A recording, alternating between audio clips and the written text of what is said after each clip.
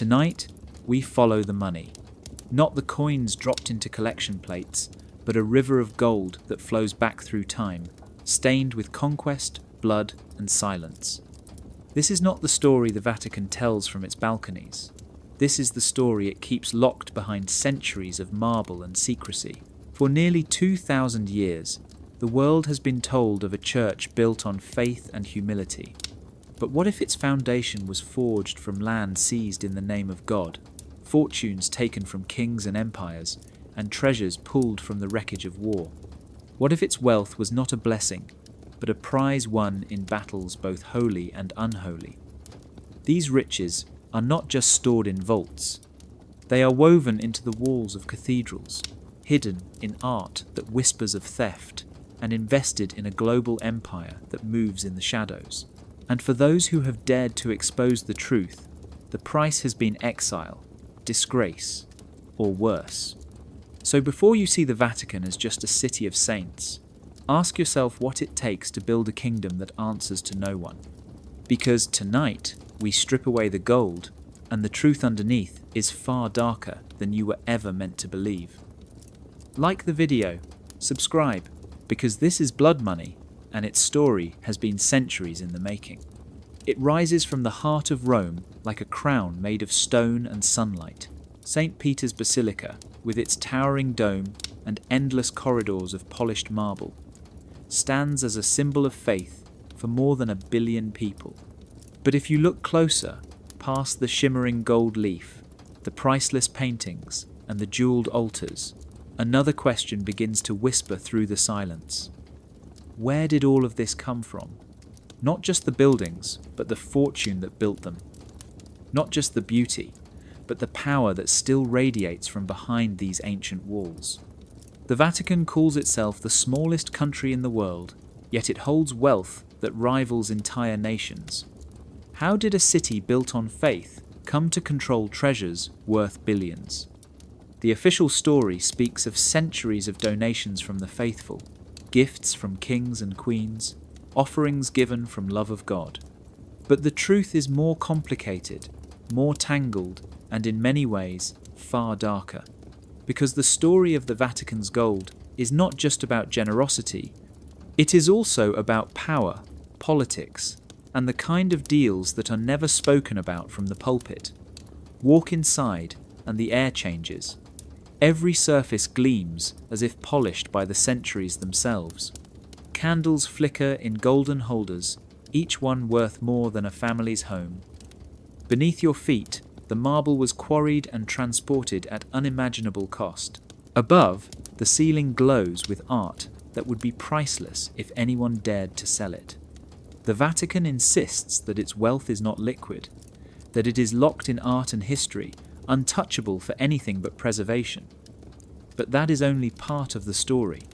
You cannot walk through these halls without wondering how a church that preaches humility came to stand on a mountain of gold. The answer stretches back more than 1,000 years. It is a tale of empires rising and falling, of kings buying the favour of God through the hands of popes, of wars fought under the sign of the cross, but ending with chests of silver.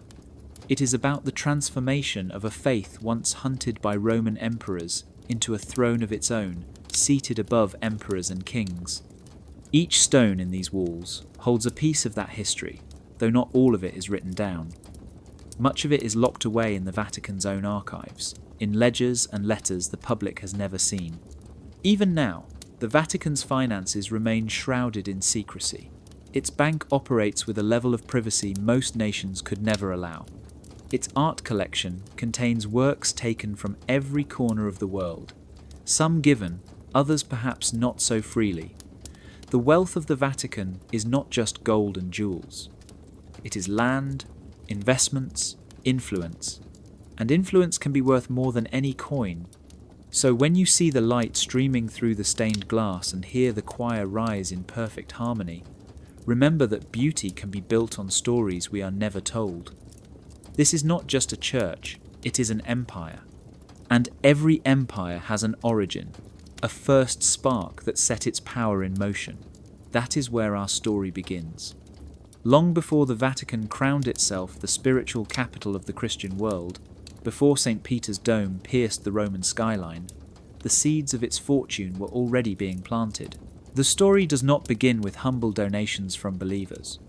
It begins in the shadows of collapsing empires and the shifting tides of power, when land, treasure, and influence were traded like weapons in the hands of those who knew how to use them.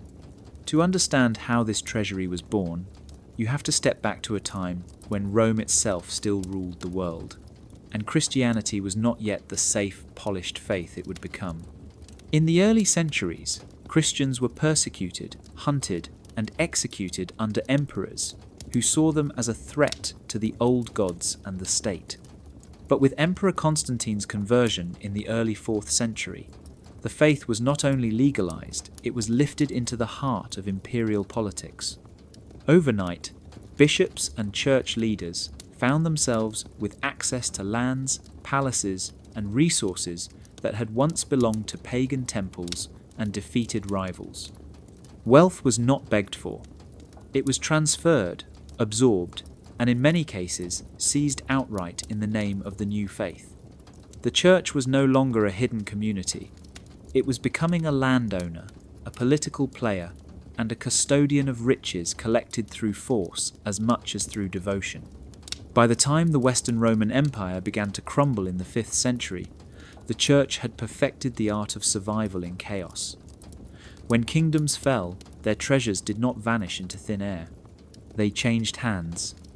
In the absence of stable government, the church became the one institution powerful enough to claim ownership of abandoned estates, storehouses of grain, livestock herds, and yes, the gold and silver left behind by fleeing rulers.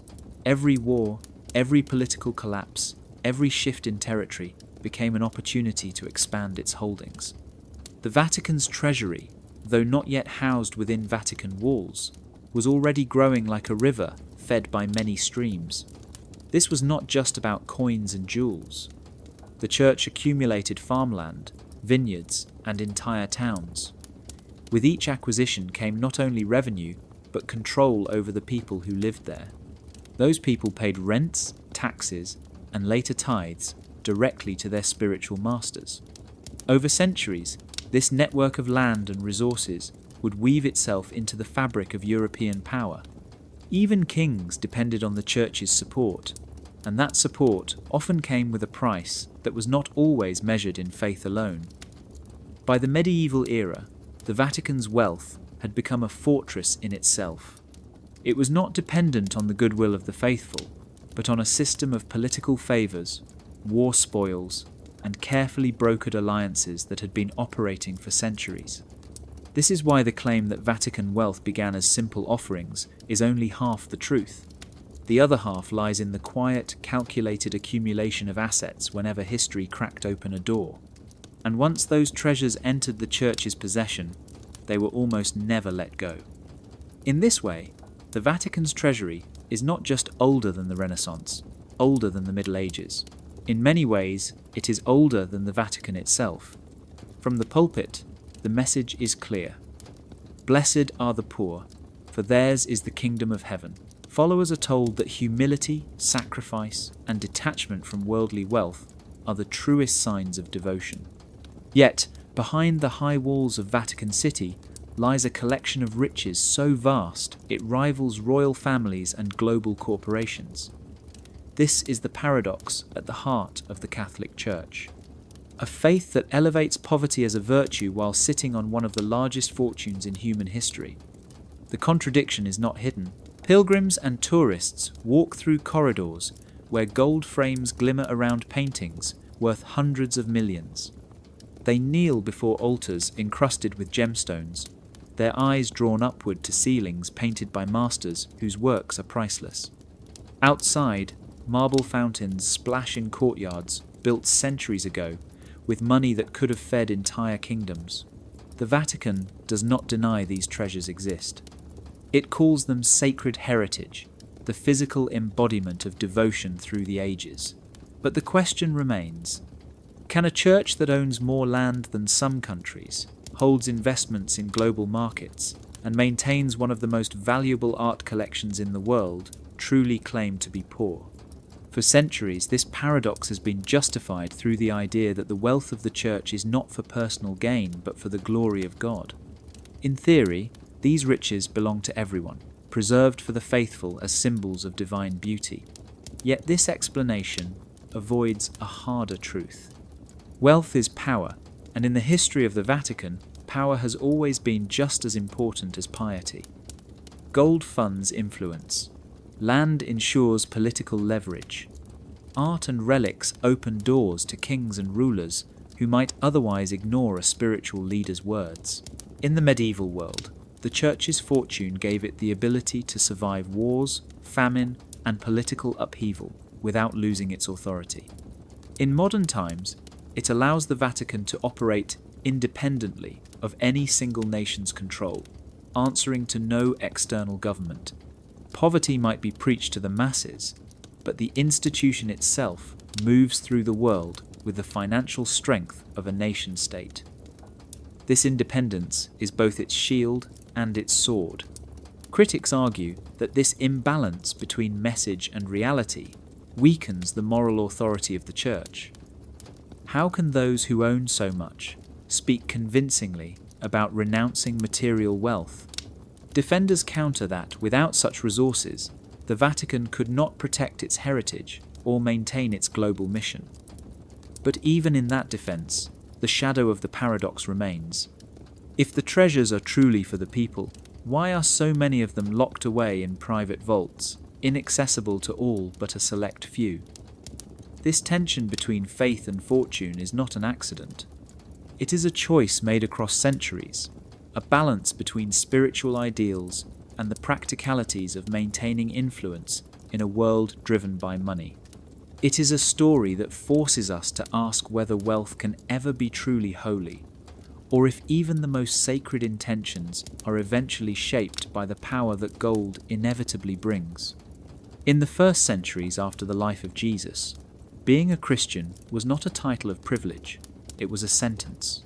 Followers of the faith met in secret, whispered their prayers in hidden rooms, and faced the constant threat of arrest, torture, and execution.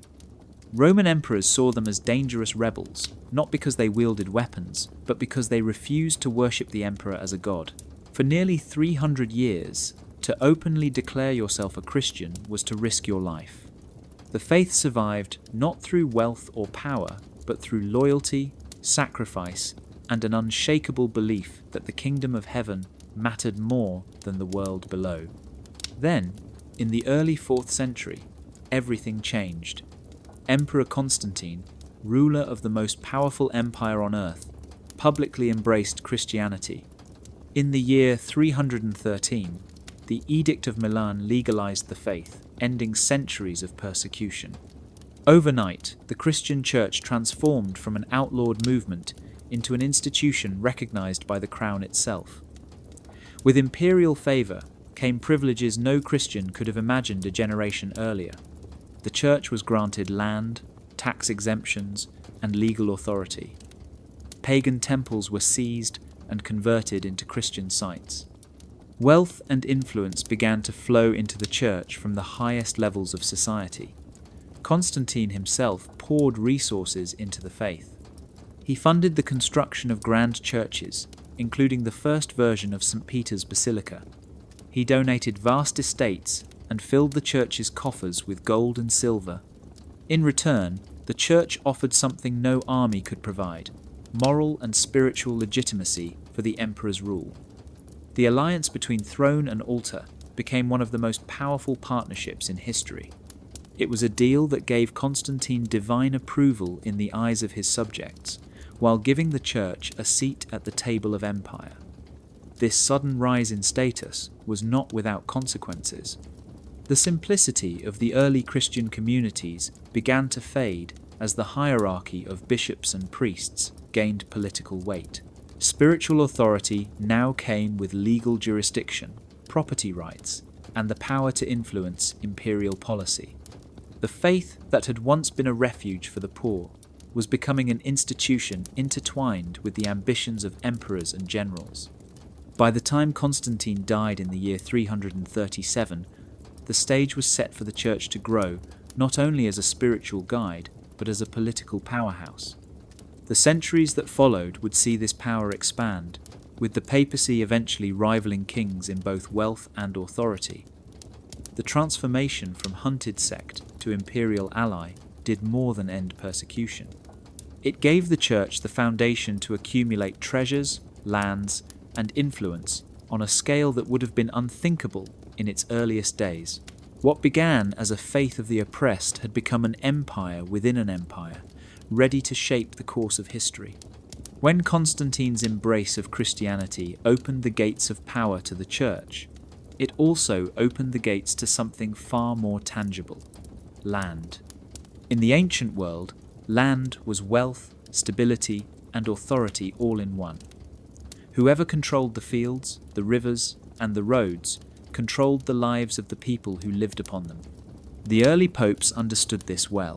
As imperial favour grew, gifts of property began to flow toward the church, often disguised as acts of piety, but carrying the weight of political strategy.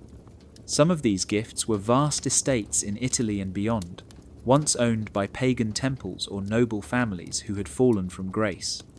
When the empire dismantled the old religions, their sacred lands did not simply vanish. They were reassigned, often into the custody of bishops and the Pope himself. These transfers were recorded as donations to God, but they also secured the loyalty of the growing Christian leadership to the emperor's cause. In this way, religious devotion and imperial politics became two threads of the same rope. Not all acquisitions came as straightforward gifts. The church began to weave itself into the legal systems of the empire, placing trusted clerics in positions where they could influence the resolution of disputes. When wealthy landowners died without heirs, their estates often defaulted to the church under the justification that their possessions should serve the glory of God. In other cases, families under political pressure donated land to the church as a safeguard, knowing that imperial forces were less likely to seize property held by sacred authority. Once given, that land rarely returned to private hands. By the 5th century, the papacy's holdings had expanded far beyond Rome. Vineyards in the countryside, farmland in distant provinces, even entire villages came under church ownership. The popes did not simply hold these lands for symbolic purposes. They collected rents, managed agricultural production, and used the income to strengthen their political position. The more land they controlled, the more people depended on them for work, food, and protection. This dependency created loyalty, and loyalty could be leveraged in disputes with secular rulers. Legal manipulation became a subtle but powerful tool.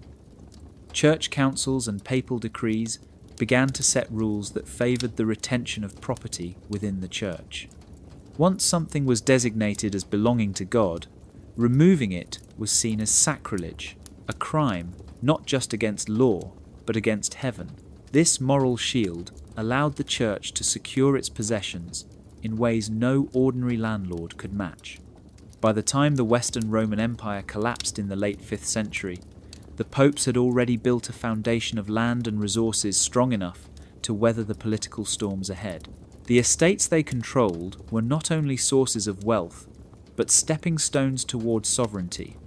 Each acre taken, whether through imperial generosity or careful legal maneuvering, was another stone in the construction of a power that would one day stand apart from kings. The first land grabs were only the beginning.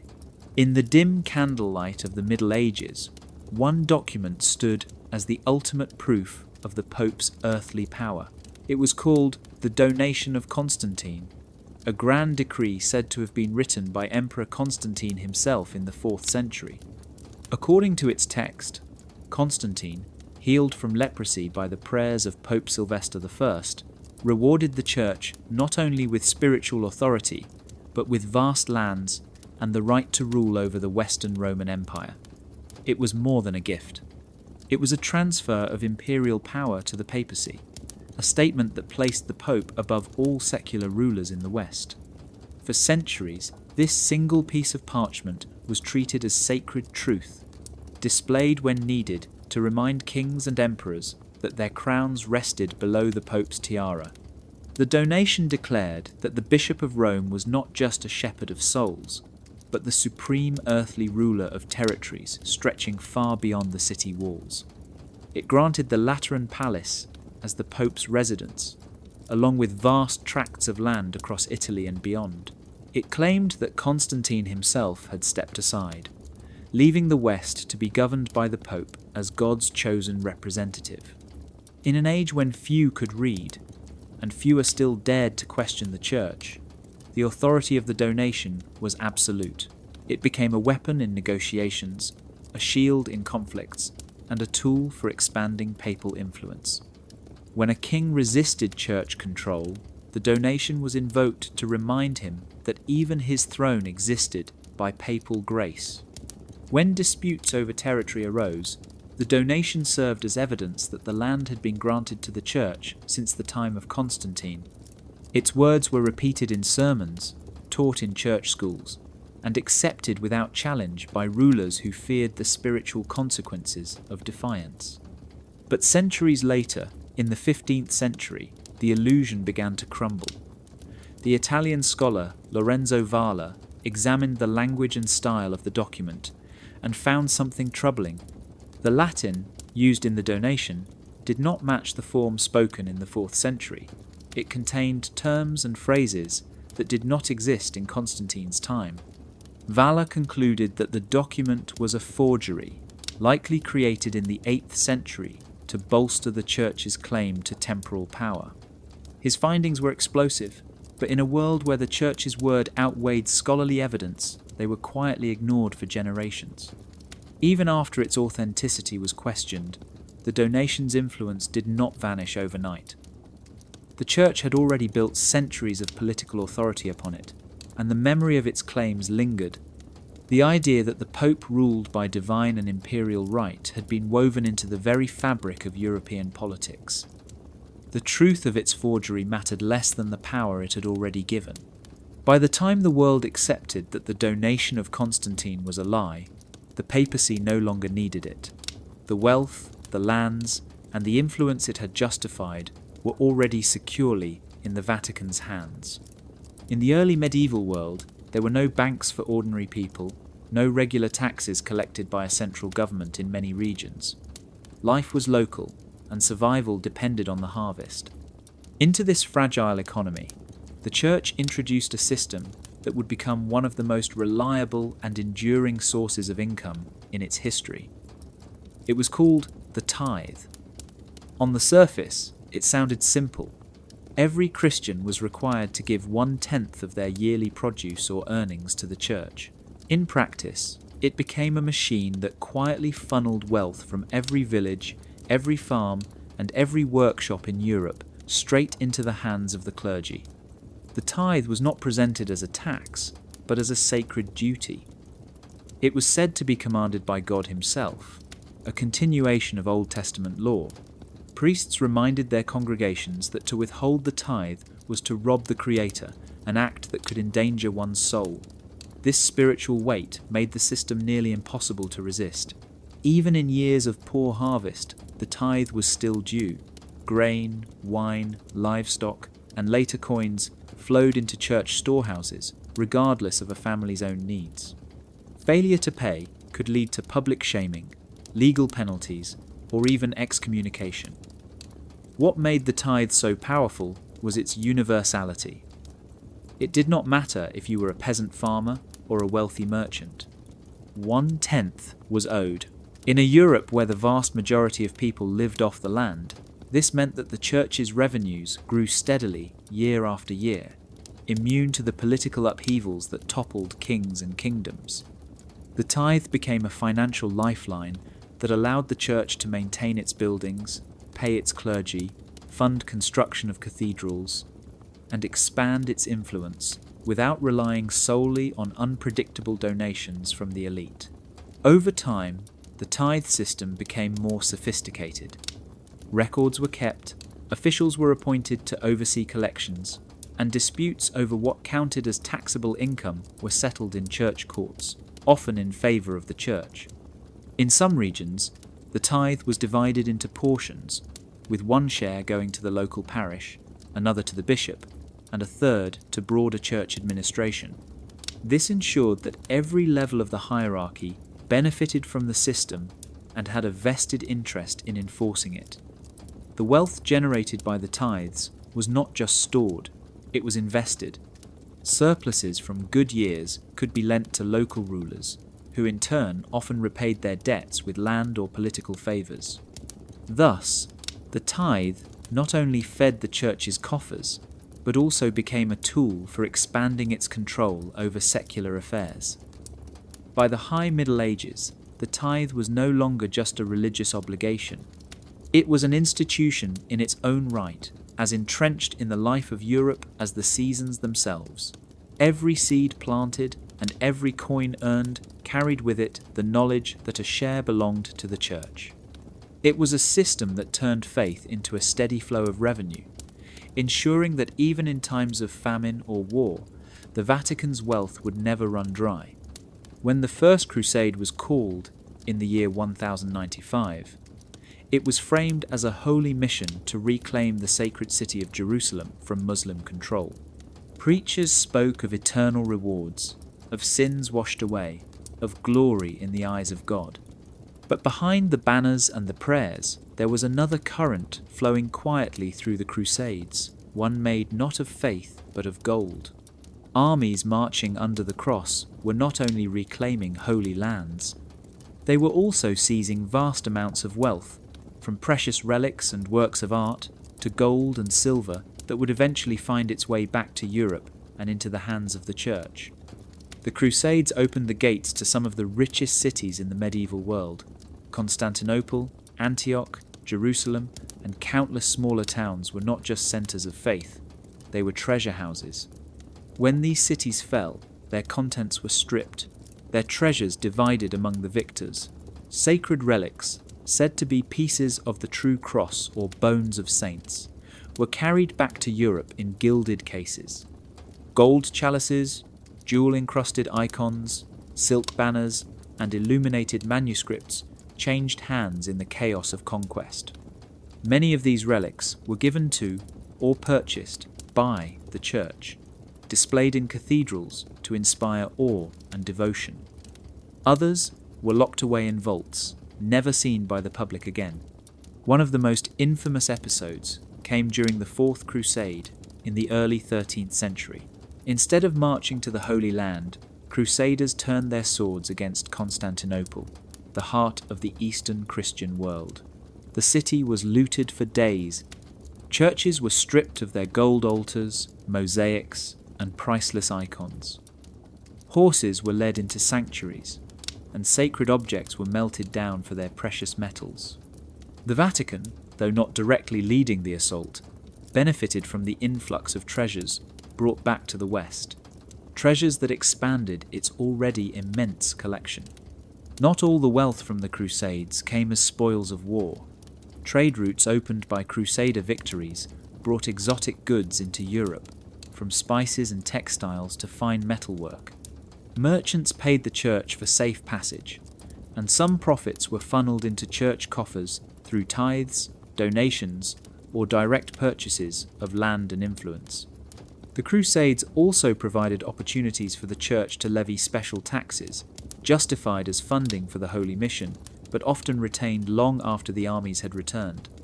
By the end of the crusading era, the Vatican had gained more than just moral authority as the leader of Christendom. It had amassed a fortune in physical treasures, rare manuscripts, and sacred relics whose authenticity was often impossible to prove, but whose value in the eyes of the faithful was beyond question. These objects were more than decoration. They were symbols of divine favour, tools of persuasion, and in many cases, investments in the Church's political power. The gold of the Crusades did not vanish into history. It was woven into the very fabric of the Vatican's wealth, where its glint can still be seen in the light of its chapels and the shadows of its vaults. By the late Middle Ages, the Vatican was no longer just a spiritual authority. it was becoming something far more unusual: a financial power. In the bustling cities of medieval Italy, where merchants counted coins under the shadow of church towers, the seeds of Vatican-backed banking began to take root. While the Church officially condemned usury, or charging interest on loans, it found ways to bend the rules when it served its own purposes. The result was a network of financial partnerships that quietly transformed the papacy into one of the most influential lenders in Europe. Italian city-states like Florence, Siena, and Genoa were already home to powerful banking families, skilled in moving money across kingdoms and protecting it from the chaos of war. The Vatican saw an opportunity.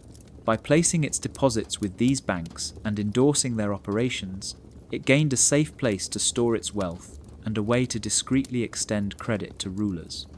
Monarchs, often drained by war or lavish spending, came to the Vatican not only for blessings, but for loans. These loans carried conditions, some written in contracts, others implied in the form of political favors and concessions. The genius of the system was that it allowed the Church to profit from interest without appearing to break its own laws. Intermediaries, often members of trusted merchant families, acted as the visible lenders, while Vatican funds quietly backed the transactions. In exchange, the Church received a share of the profits and ensured that its influence reached deep into royal courts. A king in debt to a banker was a client.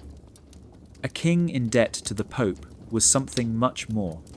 This new financial role gave the Vatican an invisible hand in shaping political events. A monarch who hesitated to obey papal orders could find his credit suddenly cut off. A rival, favoured by Rome, might receive generous terms on a loan, giving him the resources to challenge for the throne. Even wars could be influenced, funded on one side by papal-backed credit, and restrained on the other by the threat of financial ruin. By the 14th century, the Church's ties to the banking world were so deep that some families, like the Medici of Florence, rose to power in part through their service as papal bankers. These relationships blurred the line between sacred mission and economic ambition. Cathedrals were built not only with donations from the faithful, but with profits from loans to kings and dukes. The papacy's financial clout became as important to its survival as its spiritual authority. The title Bankers of God was never official, but it captured the strange reality of this era. The Vatican's vaults were not just filled with gold from tithes or gifts. They were fed by the same mechanisms that fueled the rise of Europe's greatest banking houses. In lending to monarchs, the Church learned a powerful truth. Gold could secure obedience just as effectively as doctrine, and sometimes far more quickly. This lesson would shape the Vatican's wealth for centuries to come. In the medieval world, sin was not just a matter of guilt. It was a debt, one that had to be repaid before a soul could enter heaven. The Church taught that this debt could be reduced through prayer, good works, and penance. But over time, another path emerged, one that would transform spiritual mercy into a source of immense revenue. This was the sale of indulgences, a system that promised the reduction or even elimination of time in purgatory in exchange for a financial contribution to the Church. What began as a way to encourage acts of charity became one of the most profitable enterprises in Vatican history. An indulgence was presented as a spiritual gift. The faithful were told that by giving to the Church, they were helping the poor, funding holy causes, and at the same time securing forgiveness for themselves or for loved ones who had died. The language was wrapped in compassion and urgency. Priests described purgatory in vivid detail, a place of cleansing fire where souls waited in pain. To buy an indulgence was to open the door to heaven more quickly, to spare suffering, to act out of love. But while the message was spiritual, the money was real, counted in coins and carefully recorded. By the late Middle Ages, indulgences had become a vast and organized system. Special preachers travelled from town to town, carrying papal authorization to grant forgiveness in exchange for contributions. These men were skilled persuaders, using fiery sermons to stir fear and hope in equal measure. People sold livestock, emptied savings, and went into debt to purchase slips of parchment that bore the seal of the church and the promise of heavenly reward. The proceeds did not simply vanish into charity. They funded grand cathedrals, financed wars, and paid for the luxurious lives of high-ranking clergy. One of the most famous uses of indulgence money was the construction of St. Peter's Basilica in Rome during the 16th century. The scale of the project required enormous funds, and indulgence campaigns became a primary means of raising them. As the practice expanded, so did abuses. Indulgences were marketed for increasingly trivial sins, and in some cases, even for crimes not yet committed. The spiritual transaction had become a commercial one, and the moral cost was growing. Critics within the church warned that the sale of forgiveness was corrupting the very message of the gospel. Outside the church, anger began to build, culminating in Martin Luther's 95 Theses in 1517, which condemned the sale of indulgences as a distortion of true faith. This protest would ignite the Protestant Reformation, a movement that fractured the unity of Western Christianity. Yet even as the controversy raged, the wealth generated by indulgences had already left its mark. St. Peter's rose from its foundations in gleaming marble, funded in part by coins from peasants who believed they were buying a shorter stay in purgatory. The sale of indulgences revealed a truth the Vatican had long understood. Spiritual authority, when paired with human fear and hope, could be converted into gold, and that gold could build an empire. In the winter of the year 1300, Pope Boniface VIII made an announcement that would change the flow of people and money into Rome for centuries. He declared a Jubilee year, a special holy year in which anyone who made a pilgrimage to the Eternal City and fulfilled certain religious acts would receive a full pardon for their sins.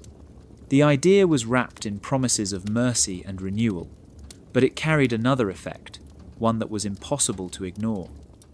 Pilgrims did not come empty-handed. They brought offerings, coins, and trade that poured into the city like a second river alongside the Tiber. The first Jubilee was a sensation. Word spread quickly through Europe that a journey to Rome could cleanse the soul completely.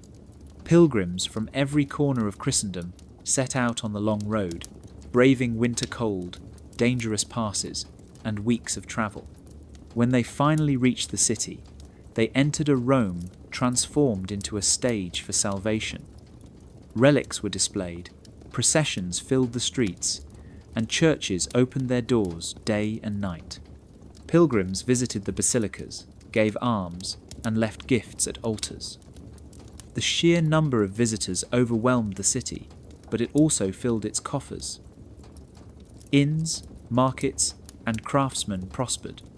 The Vatican reaped donations from pilgrims eager to secure spiritual blessings. Seeing the success, the Church institutionalized the Jubilee as a recurring event. At first, it was held every 100 years, later shortened to every 50, then to every 25, ensuring that each generation would have a chance to participate. Over time, the rules expanded to allow those unable to travel to Rome to gain the same indulgences by visiting designated churches in their own lands, provided they made an offering. This innovation extended the financial benefits far beyond the city walls, turning the Jubilee into a Europe-wide fundraiser. The Jubilee years became moments of spectacle and strategy. They offered the Church a chance to rally the faithful, to demonstrate its spiritual and cultural dominance, and to raise enormous sums without directly demanding them. Pilgrims gave willingly, believing their gifts were acts of devotion. The Church carefully planned these years, unveiling relics not seen for decades, commissioning new works of art, and organizing grand ceremonies that reinforced the sense of participating in a once-in-a-lifetime event.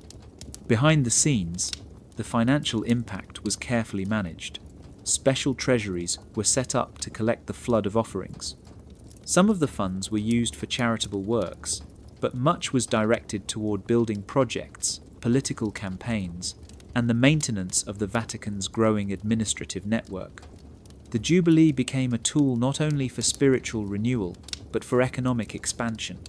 By the Renaissance, the Jubilee years were as much about power as they were about piety. Rome gleamed with new monuments, many funded by the generosity of pilgrims who believed they were buying a cleaner soul. The Church had discovered that by creating a sacred moment that came only rarely, it could inspire not just devotion, but extraordinary generosity. And with each Jubilee, the gold piled higher in the Vatican's treasury. In the medieval world, faith was not just something preached from pulpits. It was something you could see, touch, and in some cases, even buy. Across Europe, churches and monasteries claimed to possess relics, physical objects connected to the saints, to Christ, or to holy events. These could be anything from bones and hair to pieces of clothing, splinters from the true cross, or drops of the Virgin Mary's milk. The faithful believed these relics held miraculous power, able to heal the sick, protect towns from disaster, and even shorten a soul's time in purgatory. The more powerful the relic, the more valuable it became, and soon a thriving market grew around them, one that would funnel immense wealth toward the Church, and especially toward the Vatican. Possessing a famous relic meant prestige, influence, and above all, income.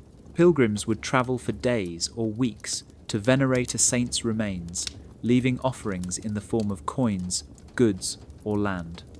A church with a popular relic could become a pilgrimage destination for generations, its wealth growing steadily as visitors returned year after year. Bishops and abbots understood this well. The competition to acquire relics became fierce, and where genuine ones were scarce, imitations multiplied. Traders, some sanctioned by the Church, and others working in the shadows, roamed from region to region, offering relics for sale. Many were impossible to verify. Some saints seemed to have enough bones scattered across Europe to fill entire cemeteries. Yet to the faithful, the authenticity mattered less than the promise of divine favour. The Vatican played a central role in regulating and benefiting from this trade. Papal approval could transform an ordinary relic into one of the most revered treasures in Christendom. This approval was often accompanied by fees, gifts, or political loyalty. The canonization of new saints was not only a spiritual event, but an opportunity to introduce fresh relics into circulation, each one a potential source of income for the churches that housed them. In some cases, the creation of a saint's cult seemed almost designed to generate economic activity. Miracle claims added another layer of value. Reports of healings, visions, or protection during battle could draw thousands to a relic's shrine. The Church investigated and recorded such miracles, publishing accounts that served both as proof of holiness and as marketing for future pilgrims. These events could transform a modest chapel into a major religious centre overnight. The flow of donations, large and small, followed close behind. By the late Middle Ages, the trade in relics had become a complex web of faith, politics, and commerce. Some saw it as an expression of devotion, others as a cynical exploitation of belief. Either way, the wealth it generated was undeniable.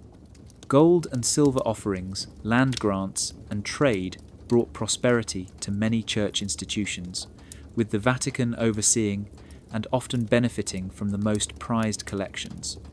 In the end, the relic market revealed a truth the Church had long understood. Faith could move mountains, but it could also move money. And in the right hands, that movement could build an empire. In the medieval world, being accused of heresy was not just a spiritual death sentence. It was often a financial one. The Church defined heresy as any belief or practice that contradicted its official teachings, and it treated such offences as threats not only to faith, but to the stability of society itself. When someone was declared a heretic, the punishment was severe. Excommunication cast them out of the Christian community, but the consequences reached far beyond the soul. Their lands, homes, and possessions were often confiscated, claimed either by the church directly or by secular rulers who acted with papal blessing. Over time, this process became a reliable way for the church to expand its holdings, a method of wealth acquisition justified under the banner of defending the faith. The system worked through a combination of religious law and political cooperation. Once the church declared someone a heretic, their legal protections vanished. Secular authorities were not only allowed but obligated to seize the property of the condemned. In many cases, the Pope or local bishops would claim a portion of these assets for the church. This could include farmland, vineyards, valuable livestock, and even entire castles. If the heretic was wealthy, the seizure could significantly increase the resources of the local diocese or the papal treasury. Accusations of heresy were not always purely theological. In times of political tension, the label could be used as a weapon. Wealthy nobles who resisted church authority or who sided with rivals of the Pope could find themselves suddenly charged with doctrinal errors. Once convicted, their estates were divided among those loyal to Rome.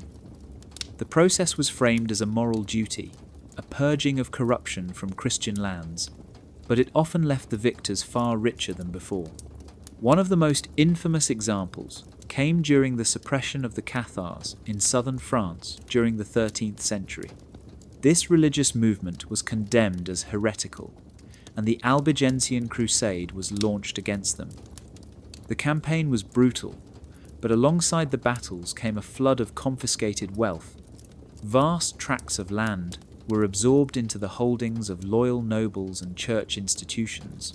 Monasteries grew richer, and the Vatican's influence in the region expanded dramatically. The seizure of property was not limited to large-scale crusades. Throughout the Middle Ages, inquisitions and local trials identified individuals or families accused of heresy, witchcraft, or defiance of church authority. Their possessions were sold or repurposed, with proceeds flowing into church projects. Even when the accused were executed or exiled, their material legacy remained behind, transformed into an asset for the very institution that had condemned them. By cloaking these confiscations in religious legitimacy, the Church was able to turn the punishment of dissent into a steady source of enrichment. Defending the purity of the faith and expanding the material base of its power became two sides of the same coin. For the Vatican, heresy was not only a spiritual threat, it was, in certain circumstances, an opportunity.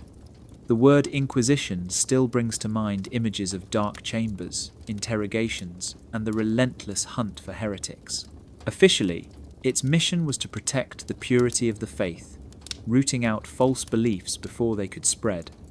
But behind the spiritual purpose, the Inquisition also became a highly effective means of transferring wealth from the accused to the church. Trials were not just about salvation or damnation. They were also about property, and the stakes were as material as they were eternal. When someone was accused of heresy, the process was stacked heavily in favour of the prosecution. The accused were often imprisoned for months without knowing the exact charges. Their assets could be seized immediately to cover the costs of the investigation, from the upkeep of guards to the payment of inquisitors. Even if the accused was later found innocent, retrieving this property was nearly impossible. For those found guilty, the outcome was certain. Lands, goods, and wealth were confiscated, divided between the church, the local authorities, and sometimes the very officials who had overseen the trial. In some cases, the Inquisition's financial incentives were impossible to ignore. Wealthy merchants, influential nobles, and landowners with desirable estates were far more likely to face accusations. While some truly held beliefs that clashed with church doctrine, others may have simply been convenient targets. A conviction could instantly enrich a bishop's diocese or strengthen the Vatican's control in a politically unstable region. The threat of losing everything was so great that some accused chose to confess to crimes they had not committed, hoping to preserve a portion of their property for their families. The Spanish Inquisition, established in the late 15th century, is one of the most infamous examples of this process on a massive scale. Under the joint authority of the Spanish crown and the papacy, thousands of people were accused of heresy, many of them Jews or Muslims who had converted to Christianity but were suspected of secretly practicing their old faith. The trials resulted in the confiscation of homes, farmland, businesses, and personal treasures. While the Spanish monarchy took a significant share, the Church benefited both materially and politically from the removal of these communities and the redistribution of their assets. The machinery of the Inquisition was self-funding. The more trials it conducted, the more property it acquired, allowing it to finance further investigations and expand its reach. This cycle created a powerful motive to keep the process active, especially in times when church coffers needed replenishing. It also blurred the line between justice and opportunism, as the defense of doctrine became inseparable from the pursuit of profit. By the time the Inquisition's influence began to wane, it had already reshaped the economic and political map of many regions in Europe.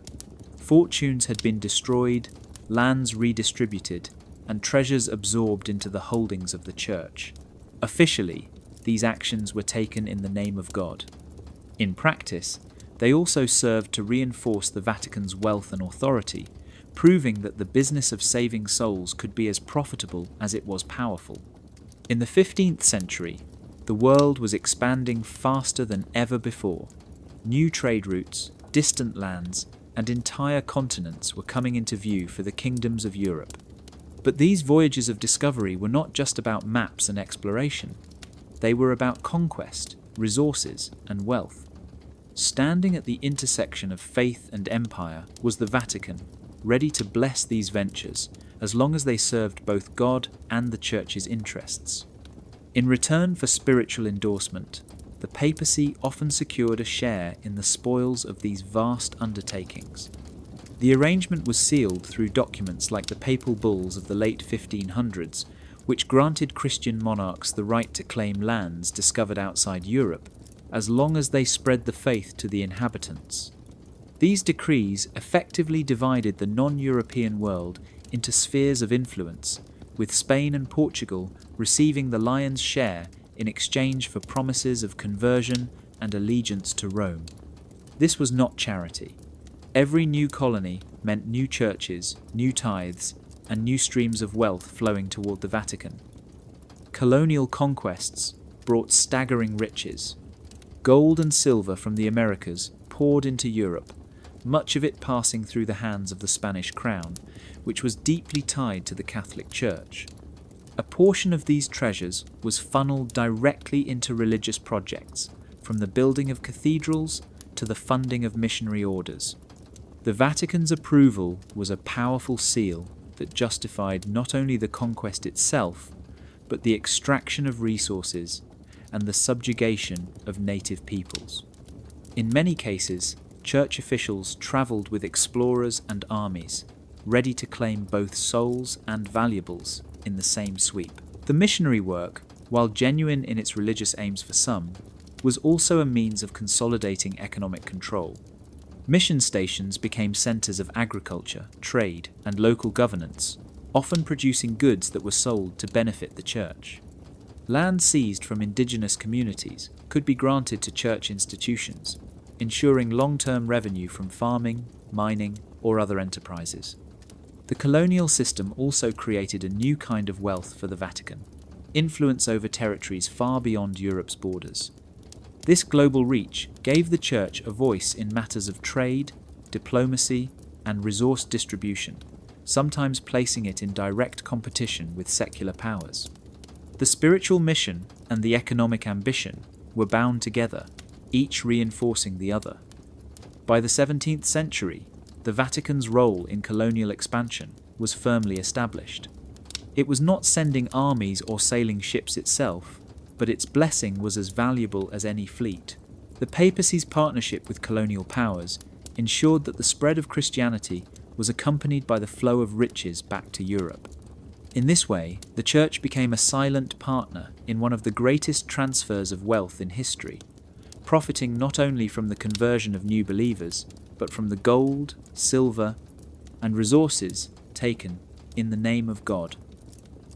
The colonial crossroads had become a highway to power and prosperity for the Vatican. In the spring of 1493, a single sheet of parchment issued from Rome changed the course of history. It was a papal bull from Pope Alexander VI, granting Spain and Portugal the rights to claim lands newly discovered across the Atlantic, provided they spread the Christian faith.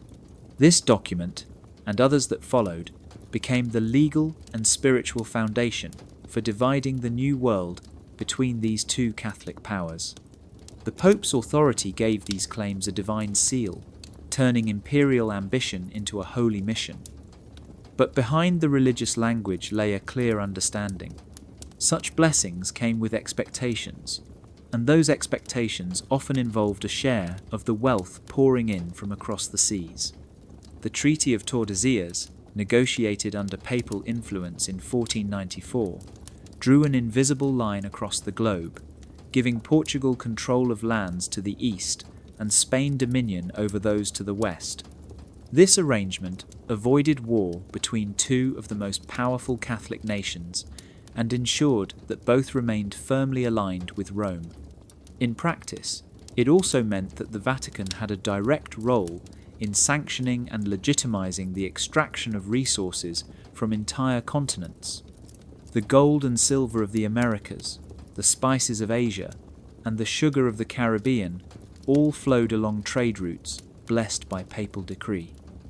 The Spanish treasure fleets became legendary. Massive convoys of galleons crossed the Atlantic, their holds packed with gold, silver, jewels, and other riches mined or taken from the colonies. While much of this wealth went to the Spanish crown, the Church received its due through taxes, tithes, and donations. Some of the gold was offered as a gesture of piety, funding churches, monasteries, and missions in the colonies. Other portions were sent directly to Rome, where they were melted into chalices, inlaid into altars, or stored in the papal treasury. These riches did more than build religious monuments. They fueled the Vatican's political and cultural power. Papal courts in this era were centres of art, architecture, and diplomacy, financed in part by resources extracted from lands thousands of miles away. Even the grand rebuilding of St. Peter's Basilica was tied, however indirectly, to the colonial wealth made possible by these papal bulls. The moral cost of this arrangement was immense. Indigenous peoples were enslaved, displaced, or decimated by disease. Entire civilizations were dismantled under the dual banners of the cross and the crown. Yet, from the perspective of Rome, the expansion of Christendom and the enrichment of the Church went hand in hand. The papal bulls provided the theological justification, and the gold fleets provided the material reward. By the early 17th century, the system was deeply entrenched. The Vatican no longer needed to send ships or soldiers. Its influence rode on the sails of the Spanish and Portuguese empires. Its wealth carried in the chests of treasure fleets. The papal signature on a decree could alter the fate of nations, and in return, the flow of gold ensured that the heart of Catholic power in Rome beat ever stronger. When European powers pushed into the Americas, Africa, and Asia, they did not travel alone. Alongside the soldiers and explorers came priests and missionaries, carrying crosses instead of swords. Officially, their mission was to convert indigenous peoples, teach the faith, and bring them into the fold of the Church. But missions were never just about saving souls. They also became economic engines, extracting wealth from the lands they occupied and channeling it toward colonial powers and, by extension, the Vatican itself. The strategy was simple and effective. Once an area was claimed for the faith, a mission would be established, often in fertile valleys or near valuable resources. Local communities were drawn into the mission system, sometimes through persuasion, often through force. They were taught European farming methods, encouraged or compelled to abandon traditional practices, and organized into labor for agriculture, ranching, or craft production. The goods produced, wheat, cattle, wine, textiles were used to sustain the mission, traded for profit, or shipped abroad. The Church oversaw this economic activity, ensuring that a portion of the wealth was directed back into its own coffers. In some regions, missions were positioned near mines, and the overlap was no coincidence. Silver mines in South America, gold deposits in Central America, and other mineral-rich areas became centers of intense labor. While the most grueling work was often overseen by colonial administrators or private interests, missionaries provided the moral and spiritual framework that kept the system running. Indigenous laborers, converted or not, were told their work was part of God's plan, that enduring hardship would be rewarded in the next life. The Church benefited from the stability this brought to the colonial economy, and from the tithes or donations drawn from the profits. The mission system also served as a tool of land control. Once a mission was established, vast surrounding territories could be claimed as church property. These lands were often the most fertile or strategically valuable in the region. Even when a mission eventually closed or was secularized, the Church frequently retained control of its holdings, turning them into estates that generated income for generations. For the Vatican, missions offered a double return. They expanded the reach of the faith into new territories, fulfilling the spiritual mandate of the papacy, while also embedding the Church deeply into the economic life of the colonies. Every baptized convert was another soul counted for Christ, but also another worker within a system that produced wealth under Church oversight. By the 18th century, the pattern was clear. Missions were not isolated outposts of piety. They were hubs of cultural transformation, social control, and economic exploitation. Their churches rang with prayers, but their fields, workshops, and mines hummed with the work that kept gold and goods flowing toward Europe. For the Vatican, these missions were more than spiritual conquests. They were part of a global network that turned faith into both influence and fortune, binding the cross and the coin in a partnership that spanned oceans. In the 16th century, rivers of silver began to flow out of the Americas, changing the economies of Europe and Asia forever. The source of this wealth lay deep underground, in mines like the legendary Cerro Rico in Potosi, high in the mountains of present-day Bolivia, and the rich veins of Zacatecas in Mexico. Tens of thousands of indigenous laborers and enslaved Africans worked in brutal conditions to extract the precious metal, filling galleons bound for Spain. From there, the silver was minted into coins, traded for goods across the world, and inevitably found its way into the hands of the Church and the Vatican itself. The connection was not always direct. The Vatican did not own the mines or operate the fleets, but its spiritual authority over Catholic monarchies meant it had a claim on their prosperity.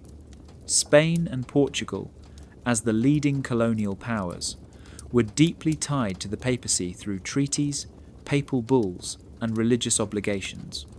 Royal treasuries that swelled with New World silver also funded church projects, endowed monasteries, and paid for the construction of grand cathedrals. Every new altar gilded in gold, every chalice cast in precious metal, carried the glitter of silver dug from the mountains of the Americas. The silver trade itself passed through multiple points where the Church could take its share. Colonial churches in mining towns collected tithes from the wages of miners, whether those wages were paid in coins or goods. Missionaries in the region often received donations from mine owners, seeking spiritual favor or absolution for the harsh realities of their labor systems. In Europe, wealthy merchants who profited from silver imports gave generously to religious institutions, sometimes to secure political influence, other times in the hope of salvation. The sheer scale of the silver flow was staggering. Historians estimate that between the 16th and 18th centuries, hundreds of millions of pesos worth of silver crossed the Atlantic. A portion was sent directly to the Vatican as part of the broader financial relationship between Rome and the Catholic crowns. More still arrived indirectly, as church investments in land, trade, and banking benefited from the economic boom that silver created. This influx of wealth also allowed the Vatican to expand its cultural and political footprint. Artists like Michelangelo and Bernini were commissioned to create masterpieces for St. Peter's Basilica, funded in part by the prosperity of the colonial era. Papal diplomacy grew bolder, backed by the knowledge that the Catholic world's leading powers were enjoying unprecedented riches. The silver made possible not just religious grandeur, but also the Vatican's ability to act as a major player in European politics.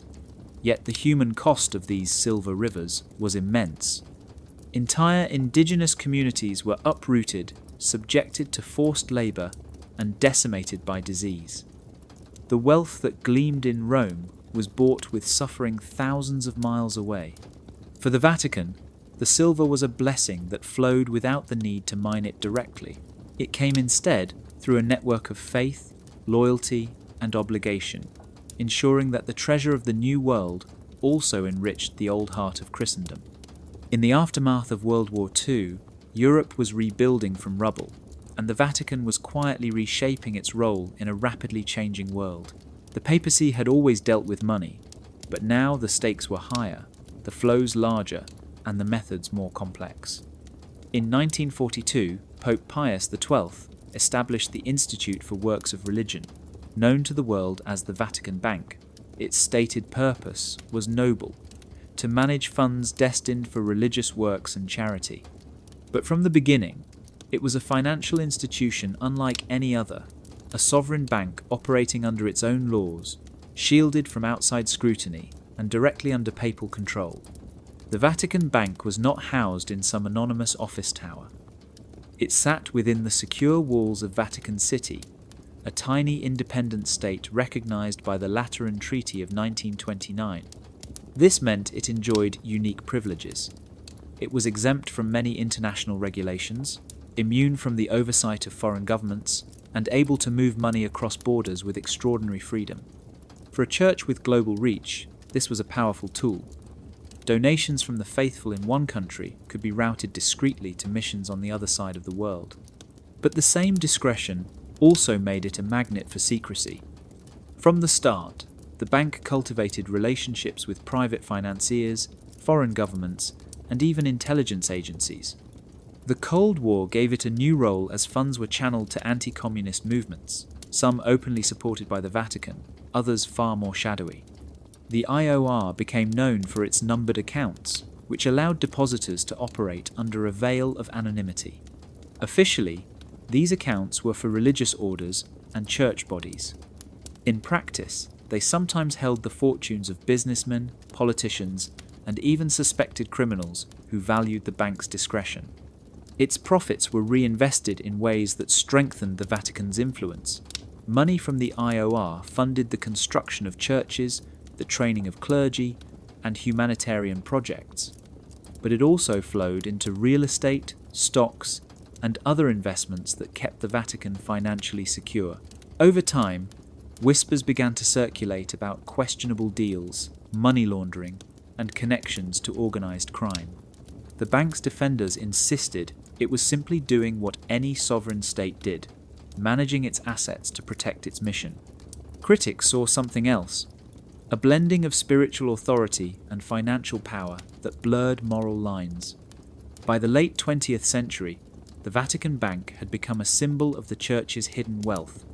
Its origins lay in a desire for financial independence and global flexibility, but its secrecy ensured that it would always be surrounded by intrigue. The IOR was not just a place where money was stored.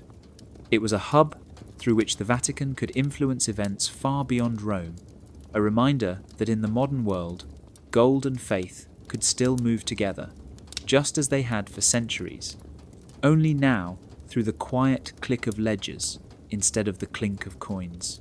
When the world was plunged into the chaos of the two great wars of the 20th century, the Vatican was officially neutral.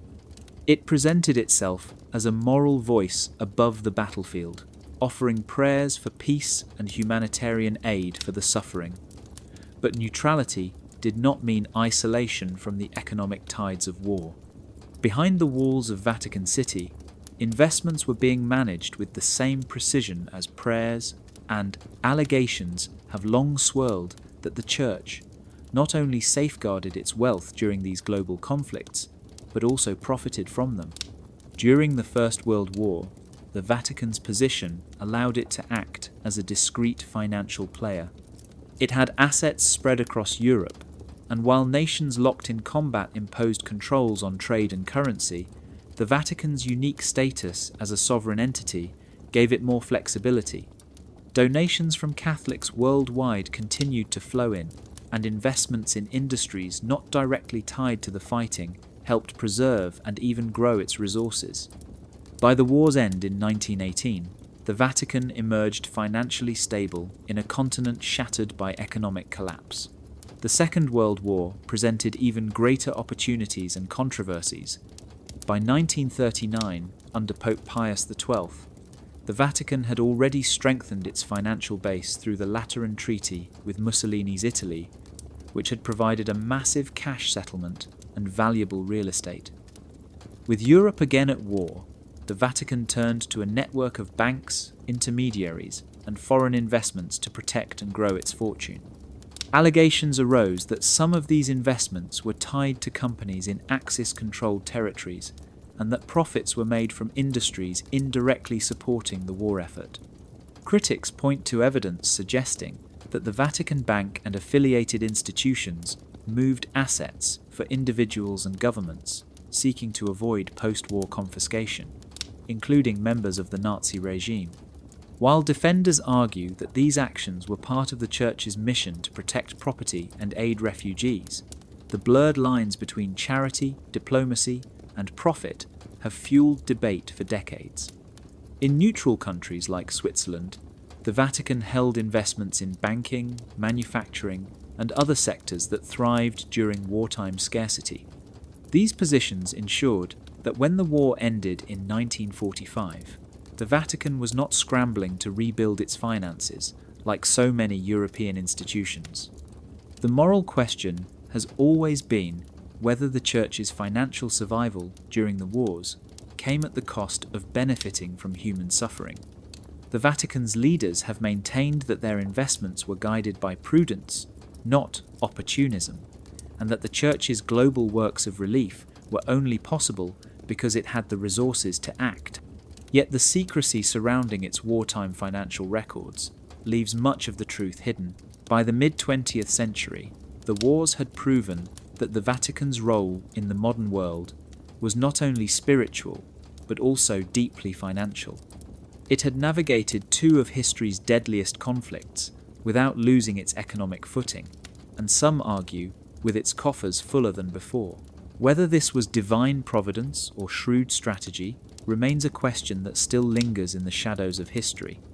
In the years following the Second World War, rumours and accusations began to circulate about the fate of vast amounts of gold looted by Nazi Germany. Some of this treasure, it was claimed, passed through church-controlled financial networks, with the Vatican Bank often named in these allegations. The gold in question had a grim origin. It was taken from central banks of occupied countries, stripped from cultural treasures, and in the most disturbing cases, seized from victims of the Holocaust. The question that has haunted historians is whether some of this gold found its way into the discreet vaults of the Vatican's financial system. At the time, the Vatican maintained a policy of neutrality, which allowed it to keep lines of communication open with both Axis and Allied powers. This diplomatic position also gave it a unique ability to move funds across borders when most governments were locked in wartime restrictions.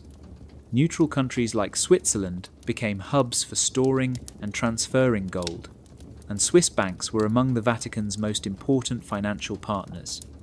It is in this shadowy network of accounts and intermediaries that investigators have looked for traces of Nazi gold passing through church channels. One of the most persistent claims involves the so-called Croatian treasury. In the final days of the war, members of the fascist Ustaše regime in Croatia allegedly smuggled a large cache of looted gold and valuables out of the country. According to testimony from post-war investigations, Some of these assets were transferred to Rome and handled through the Vatican Bank before being moved elsewhere. While the Church has consistently denied knowingly receiving stolen gold, the secrecy of its financial records has prevented a full accounting. The Vatican's defenders argue that any gold or funds it handled were part of its humanitarian mission, used to assist refugees and displaced persons in the chaos following the war. Indeed, the Church did play a significant role in post-war relief efforts, operating shelters, distributing food, and helping survivors. Yet, critics maintain that such aid could have been funded by resources of tainted origin, knowingly or not.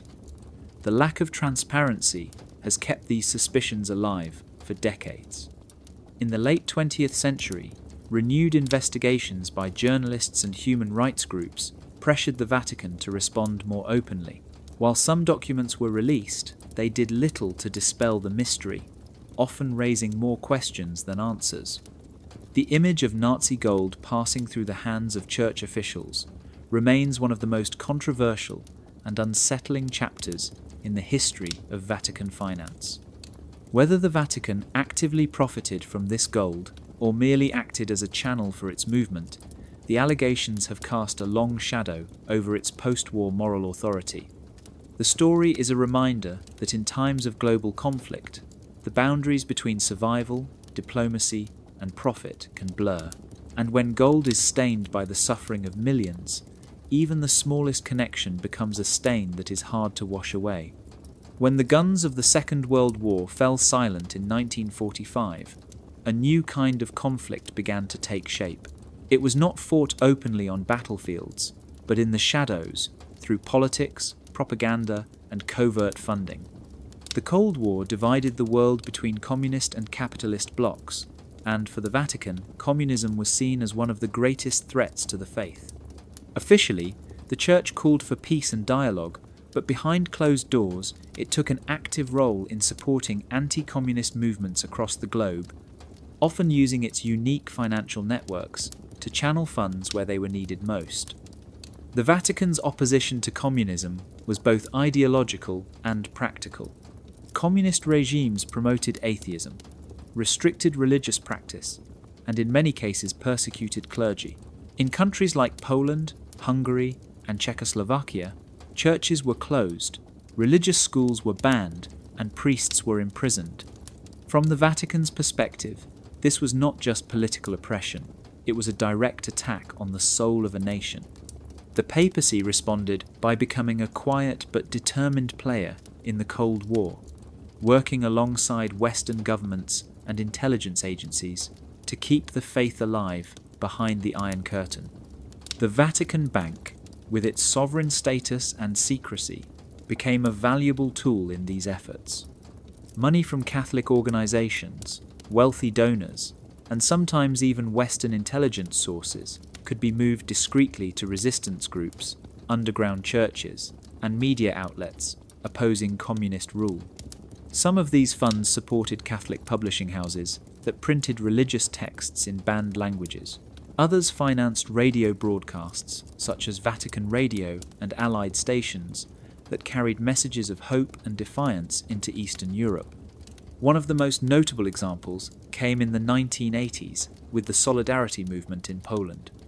While much of the funding for Solidarity came from Polish expatriates and labour unions in the West, historians and former activists have suggested that the Vatican, under Pope John Paul II, played a key role in channeling resources to the movement. These funds helped sustain strikes, print underground newspapers, and provide legal aid to imprisoned activists. The Pope's moral authority, combined with discreet financial support, made the Vatican an influential ally in the struggle that eventually weakened the communist regime. The Vatican's Cold War activities were not limited to Europe. In Latin America, Africa, and Asia, it quietly supported political parties, student groups, and church organizations that resisted communist influence. Sometimes this meant aligning with governments or movements that were far from morally pure, but in the logic of the time, stopping communism was the overriding goal. The Church's global network of missions, charities, and dioceses provided natural cover for moving money and coordinating operations without attracting attention. By the time the Soviet Union collapsed in 1991, the Vatican's role in the Cold War was still largely undocumented, shielded by the same secrecy that had protected its wartime finances. What is clear is that the papacy was not a passive observer. It was an active participant in the great ideological struggle of the 20th century, wielding faith, diplomacy, and money as its weapons, and leaving behind a legacy of influence that still shapes global politics today. In the summer of 1982, the body of Roberto Calvi, known as God's Banker, was found hanging beneath Blackfriars Bridge in London. His pockets were stuffed with bricks, and his death was quickly labelled a suicide by some and a murder by others. Calvi was the chairman of Banco Ambrosiano, one of Italy's largest private banks, and his mysterious end would expose a financial scandal that reached all the way to the Vatican. The collapse of Banco Ambrosiano was not just a story about bad loans and missing millions. It was a tangled web of politics, organised crime, and secretive Vatican dealings that shook Italy and the Catholic world. Banco Ambrosiano had deep ties to the Vatican Bank, officially called the Institute for Works of Religion. The IOR was a major shareholder in Ambrosiano and had acted as a guarantor for several of its overseas subsidiaries. These subsidiaries, located in Panama, the Bahamas, and other offshore havens, became conduits for moving huge sums of money across borders, often without clear records. Investigators later alleged that some of these funds were used to finance political movements, including anti-communist groups in Latin America, and that others disappeared into accounts controlled by criminal organizations. When Banco Ambrosiano collapsed under the weight of nearly $1.5 billion in unaccounted funds, the Vatican's involvement could not be ignored. While the IOR denied any wrongdoing, documents showed it had signed letters of comfort for Ambrosiano's offshore entities, effectively pledging to back them financially.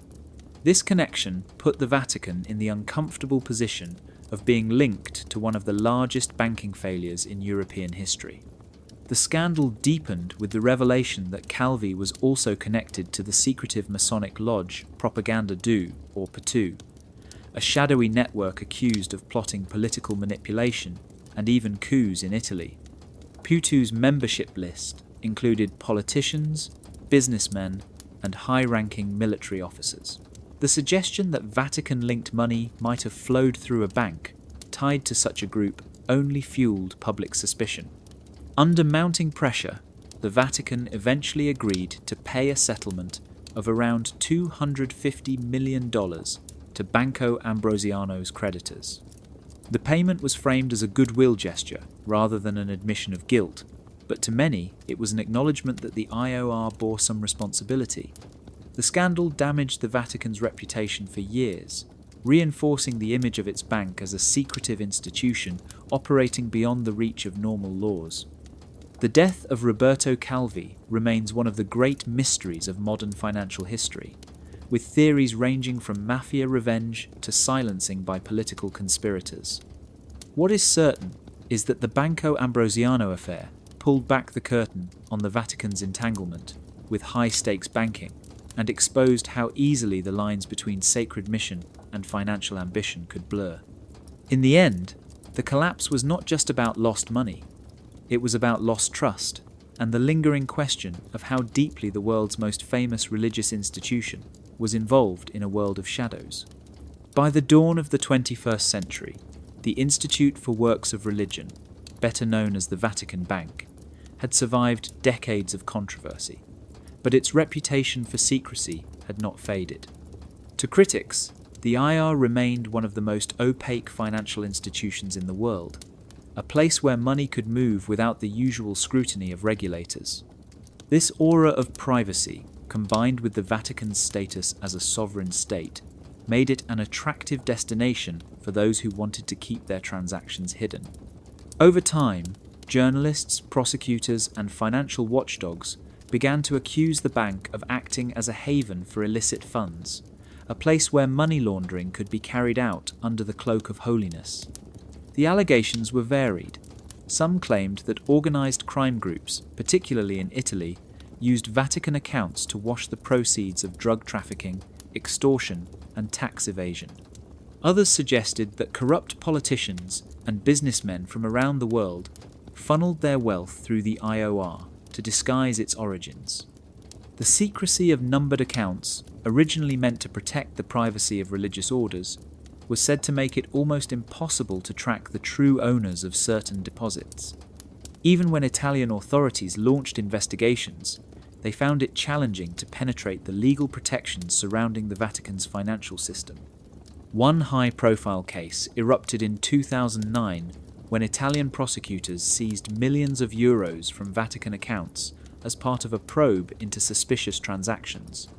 The investigation alleged that the IOR had failed to comply with anti-money laundering regulations by moving large sums without proper documentation. The Vatican responded by insisting it was committed to financial transparency and that any irregularities were the result of bureaucratic misunderstandings. Yet the case reinforced long-standing suspicions that the bank's operations were designed to obscure, rather than reveal, the true nature of certain funds. Reform efforts have been announced repeatedly. Popes Benedict XVI and Francis both initiated measures aimed at cleaning up the bank's image, hiring outside auditors, and implementing international standards for transparency. Some accounts were closed, and internal oversight was strengthened. However, critics argue that the core structure of the IOR still allows for secrecy and discretion that can be misused. In their view, the problem is not just individual cases of misconduct, but a system built to operate outside the normal rules of global finance. For the Vatican, the stakes are high. The IOR is essential for moving money to missions, charities, and dioceses around the world, often in countries where banking systems are unstable or hostile to the Church. Its defenders say this requires a level of discretion that outsiders mistake for secrecy.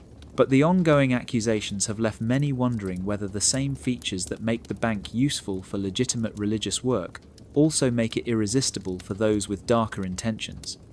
In the modern era, money laundering is no longer carried out with suitcases of cash alone. It moves through wires, accounts, and legal loopholes, often leaving no obvious trail.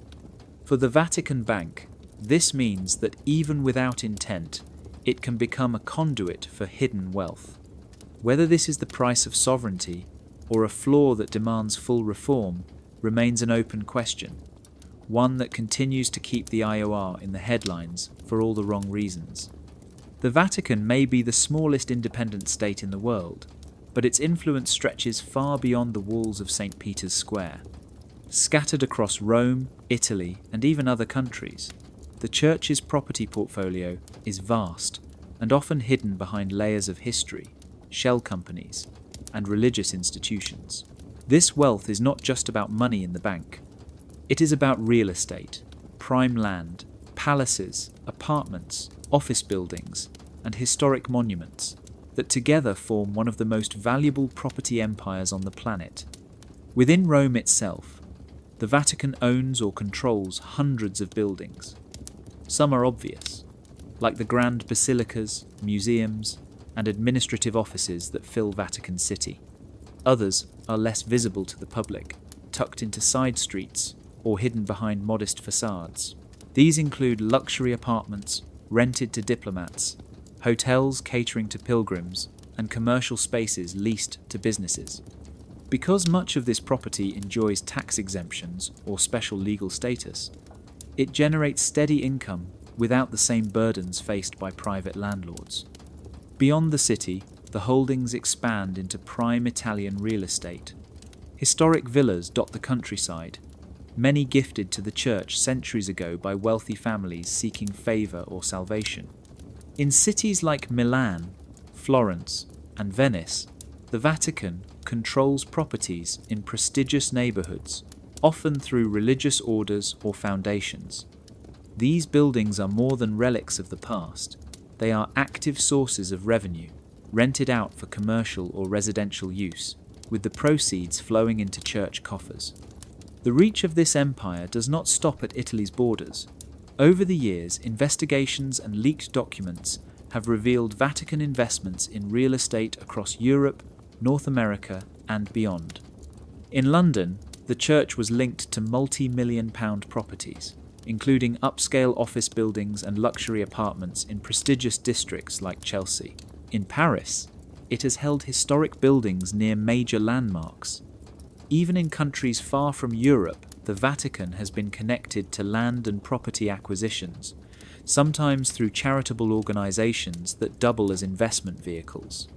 These holdings serve multiple purposes. Some provide housing for clergy and staff. Others generate profits that fund missions, schools, and charitable projects around the world. Still others function as long-term investments, their value steadily rising over decades or centuries. For the Vatican, land is more than an asset. It is a form of stability that can weather economic crises better than volatile markets. Yet, this property empire also raises questions. How much of it is truly dedicated to religious and charitable work, and how much functions as a commercial investment? The secrecy surrounding the church's finances makes it difficult to know the full answer. Critics argue that a faith built on humility should be transparent about its wealth, while defenders say these assets are essential for sustaining global operations in a world where financial security can never be taken for granted.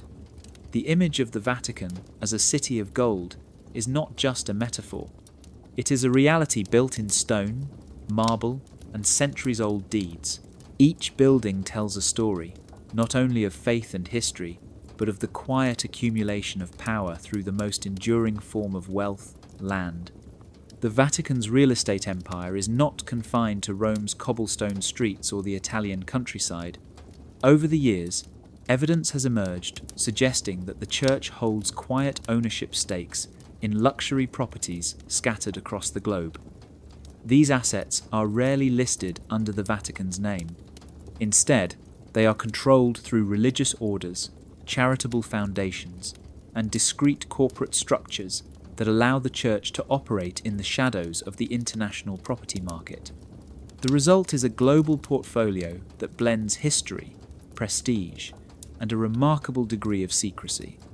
In London, some of the most high-profile revelations came when documents linked Vatican funds to properties in upscale districts like Knightsbridge and Chelsea. These were not parish houses or mission buildings.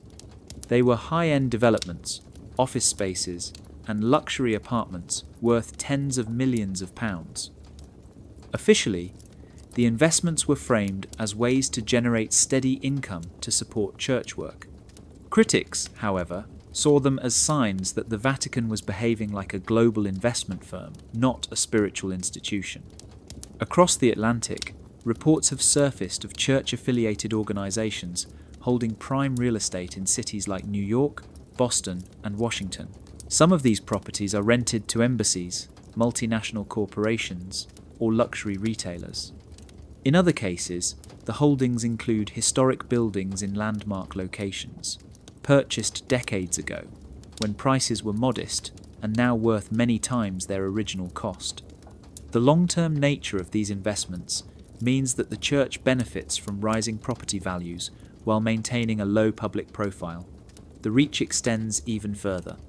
In cities such as Paris, Geneva, and Madrid, real estate has been quietly acquired and managed through intermediaries. In South America and Asia, prime plots in major capitals have been linked to church entities, often under the umbrella of missionary or educational work. While these properties may host schools, hospitals, or seminaries, others are purely commercial, leased to tenants who may have no idea their rent is ultimately flowing to the Vatican's financial network. The funding for such acquisitions often comes from a mix of sources, donations, investment returns, and sometimes the proceeds from selling older assets. Once purchased, the properties provide a stable revenue stream that can be channeled anywhere in the world. The Vatican's status as a sovereign entity adds another layer of protection, allowing it to move funds with fewer restrictions than most global investors face. This global property portfolio serves a dual purpose. It strengthens the Vatican's financial security, ensuring that it can operate independently of any single nation's economy, and it offers a steady flow of income to fund its religious, cultural, and diplomatic activities. But it also invites scrutiny. For an institution that preaches humility, the quiet accumulation of luxury real estate sits uneasily with its public message. The contrast between gilded apartments in London and humble chapels in rural Africa is stark, and it raises the question of whether the Church's investments are aligned with its spiritual mission. In the end, the Vatican's worldwide holdings reveal a truth about power that transcends borders. Faith may be its foundation, but land, especially land in the most coveted corners of the globe, remains one of its most enduring sources of influence. In cities around the world, millions of Catholics drop their offerings into collection plates every Sunday, without giving much thought to where the money goes beyond their local parish. They imagine it supports their church's daily operations, pays for repairs, or funds charitable works. While some of it does exactly that, a portion of these contributions eventually finds its way into the Vatican's vast financial system, where it can be used to maintain and expand a portfolio of properties that most believers will never see. In this way, ordinary worshippers indirectly help pay for the upkeep of some of the most valuable real estate in the world. The process is subtle and layered. Parishes send part of their income to dioceses, which in turn allocate funds to their national bishops' conferences. From there, certain amounts are directed toward the Vatican through various channels, such as Peter's Pence, a centuries-old tradition of donations to the Pope. Once in Rome, the money may be used for everything from missionary work to administrative expenses, and in some cases, to preserve and renovate Vatican-owned properties at home and abroad. This means that the same coins and bills offered by a pensioner in a small town could help pay for repairs to a luxury apartment building in central London or a historic palazzo in Rome. The faithful are rarely told about this connection. Official statements often emphasize the spiritual and charitable uses of Vatican funds, which are real and substantial. Yet, behind the scenes, maintaining a global property empire requires steady cash flow. Taxes may be reduced or waived for church-owned buildings, but upkeep on centuries-old structures, security for high-value sites, and renovations to keep properties competitive in the rental market are costly. Rather than sell off assets, the Vatican prefers to keep them in the family, using revenue from believers to protect long-term investments. In some cases, parishioners might unknowingly rent from the Vatican itself. In Rome and other cities, Vatican-owned buildings include apartment complexes and storefronts leased to ordinary citizens. Rent payments, collected from these tenants, go directly into church coffers, creating another quiet flow of income. Even in properties leased to businesses, the ultimate landlord may be the Holy See, though the connection is often hidden behind management companies or religious orders. This financial interdependence between the faithful and the Vatican's assets is not inherently sinister. Supporters argue that property investments are a prudent way to ensure the Church's stability for future generations. However, the lack of transparency leaves many Catholics unaware that their donations may serve not only the poor, but also the preservation of prime real estate. Critics say this secrecy risks undermining trust, especially in times when believers are asked to give more while their own parishes struggle to pay basic bills. For centuries, faith has been a driving force in financing the Vatican's operations, and the system works precisely because it is so deeply woven into the fabric of church life. The offerings of the faithful flow upward, sustaining both the spiritual mission and the material empire. Whether that balance is fair, or whether it tips too far toward maintaining wealth, remains one of the quiet questions in the background of every Mass. The Vatican's art collection is unlike anything else in the world, a treasure trove so vast and valuable that it is almost impossible to put a price on it. Within the walls of the Vatican museums and the grand halls of St. Peter's Basilica lie masterpieces from nearly every era of human creativity. These works are not just beautiful. They are symbols of power, wealth, and influence, each with a story of how it came into the Church's possession. Over centuries, popes and cardinals acted as patrons, collectors, and sometimes opportunistic recipients of art that flowed into their hands through donations, commissions, and conquest. During the Renaissance, the Vatican became the center of a cultural explosion, fueled by the wealth pouring in from across Europe. Popes like Julius II and Leo X commissioned works from giants like Michelangelo, Raphael, and Bramante, not only to glorify God, but to project the Church's authority. The Sistine Chapel ceiling, painted by Michelangelo in the early 1600s, was as much a political statement as a religious one, showing that the Vatican could command the talents of the greatest artists of the age. These commissions were paid for with funds from tithes, indulgences, and political alliances, blending spiritual devotion with financial ambition. Not all of the Vatican's art arrived through peaceful means. Throughout history, the Church acquired pieces from conquered territories, dissolved monasteries, and noble families seeking papal favour. In some cases, artworks were gifts meant to secure alliances or curry influence. In others, they were transferred under pressure, ending up in Rome as part of the Church's growing visual arsenal. Each acquisition added to the perception of the Vatican as a guardian of culture, though critics argue that the line between preservation and possession was often blurred. The art collection is not just a matter of prestige, it is a form of soft power. Pilgrims and tourists from around the globe flock to see the Vatican's treasures, generating millions in revenue each year. Diplomatic guests are shown the most breathtaking works as part of subtle demonstrations of heritage and continuity. By holding these pieces in trust for the world, or at least claiming to, the Vatican positions itself as a timeless custodian of human creativity. Maintaining the collection is no small task. Restorations are costly and time-consuming, requiring teams of experts to preserve paintings, sculptures, and frescoes against the wear of centuries. Yet even the money spent on preservation often comes back through ticket sales, donations, and the cultural prestige that bolsters the Church's influence. The art is not for sale, but its value lies in the way it strengthens the Vatican's standing on the global stage. For the faithful, these works can be acts of devotion, windows into the divine. For historians, they are records of a complex relationship between religion, politics, and wealth. And for the Vatican itself, they are enduring proof that power can be expressed not only in gold and land, but in the brushstrokes of genius and the chisel marks of history's greatest sculptors. Walking through the halls of the Vatican museums is like stepping into a condensed version of world history.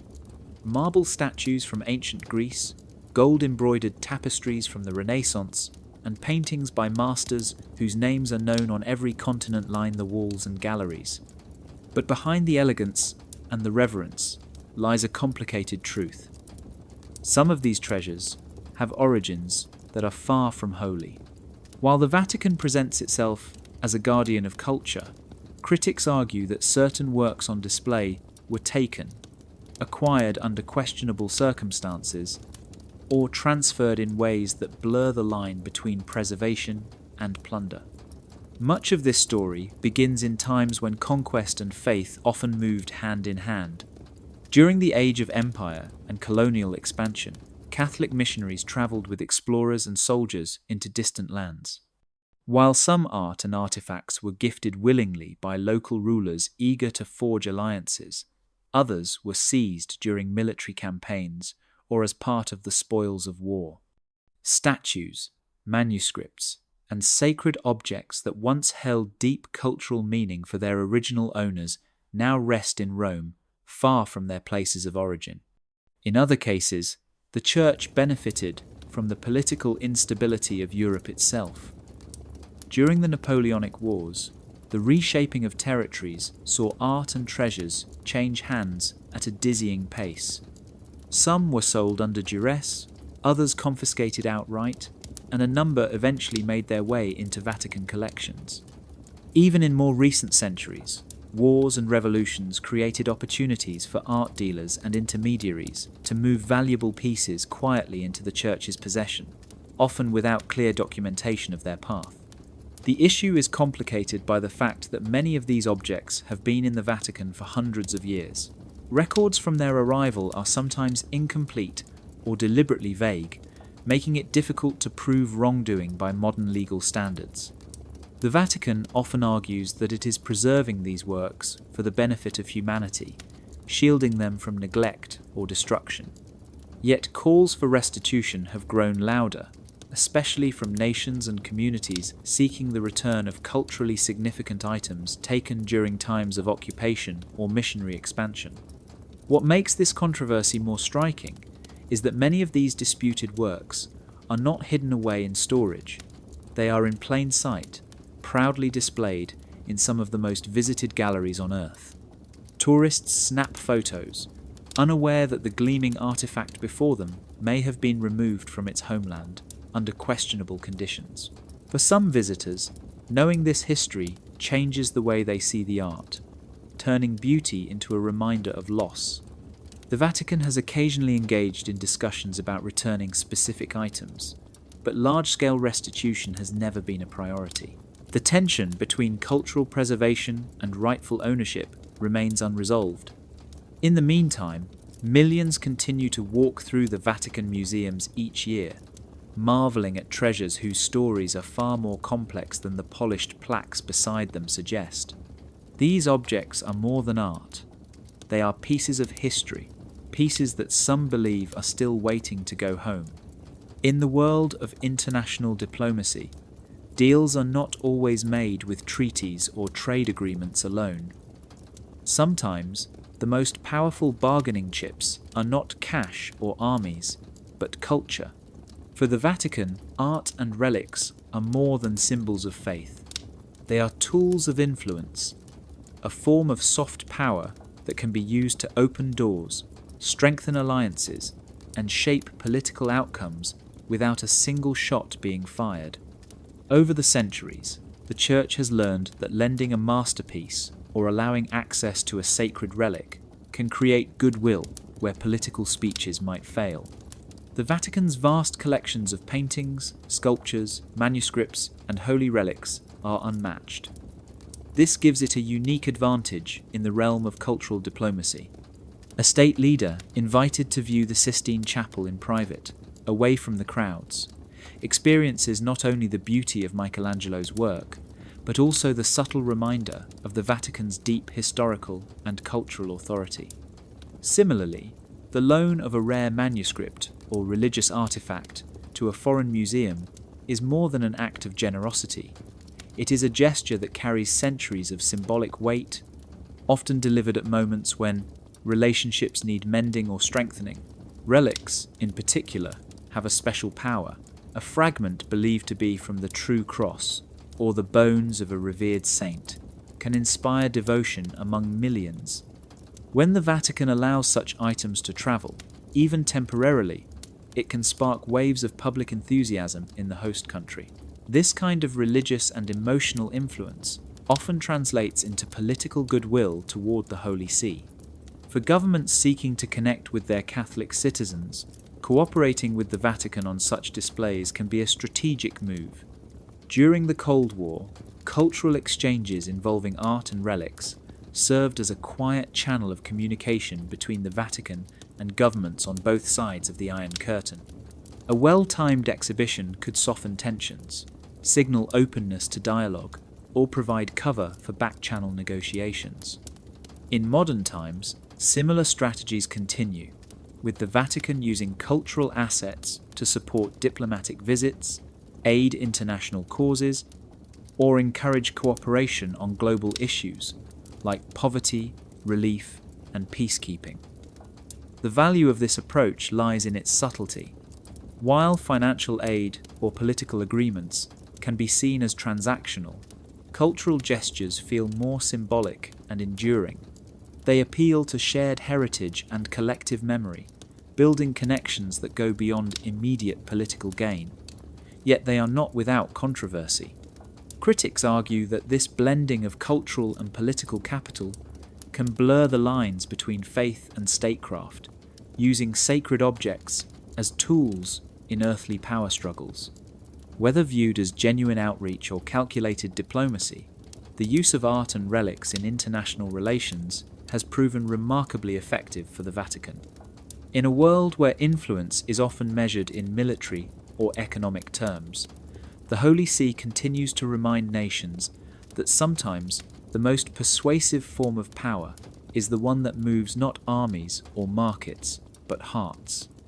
Beneath the marble floors of St. Peter's Basilica, past the tombs of popes and the ancient necropolis, whispers say there is another world, a place of locked vaults and sealed chambers where the Vatican keeps treasures the public will never see.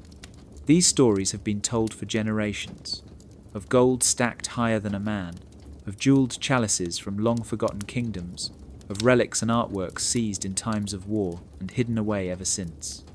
Some believe these vaults are the final resting place for confiscated wealth taken from heretics, dissolved orders, and conquered lands. Others see them as nothing more than legends meant to feed conspiracy. But the idea persists, and for good reason. The Vatican is one of the most secretive institutions on earth, and much of its storage is strictly off-limits. Officially, many of these underground spaces are archives, preserving centuries of church records, sacred vessels, and artifacts too delicate for display. Yet the combination of limited access and centuries of accumulation fuels speculation. Over time, stories have merged fact with imagination, creating an image of glittering chambers that could rival the hoards of kings. Some point to historical accounts of treasure arriving in Rome, shipments of gold from the New World, offerings from monarchs, or valuables seized from religious orders like the Knights Templar, as evidence that not all of it ended up in museums or melted down.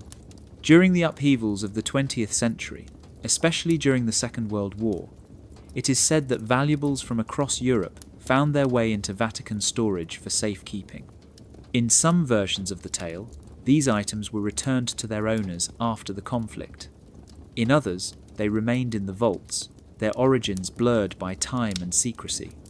The controversy over Nazi-looted gold allegedly passing through Vatican channels has only deepened the fascination with what might lie underground. Physical access to these rumoured vaults is tightly controlled. A handful of authorised personnel oversee the storage areas, and even they may not have full knowledge of every chamber's contents. The few photos that exist of certain storerooms show shelves stacked with chalices, ornate reliquaries, and caskets of unknown contents. Whether these represent the most valuable holdings, or just ceremonial objects, is left to the imagination. The Vatican itself neither confirms nor denies the existence of vast hidden treasures, choosing instead to emphasize its role as a custodian of sacred heritage. This ambiguity keeps the legends alive. For some, the idea of vaults overflowing with wealth is a symbol of hypocrisy, proof that the Church's spiritual mission has long been entangled with material riches. For others, it is simply part of the mystique, a reminder that some mysteries are never meant to be solved. Whatever the truth, the thought of what lies beneath St. Peter's continues to captivate the public. It is a story that blends history, rumour, and the timeless allure of hidden gold.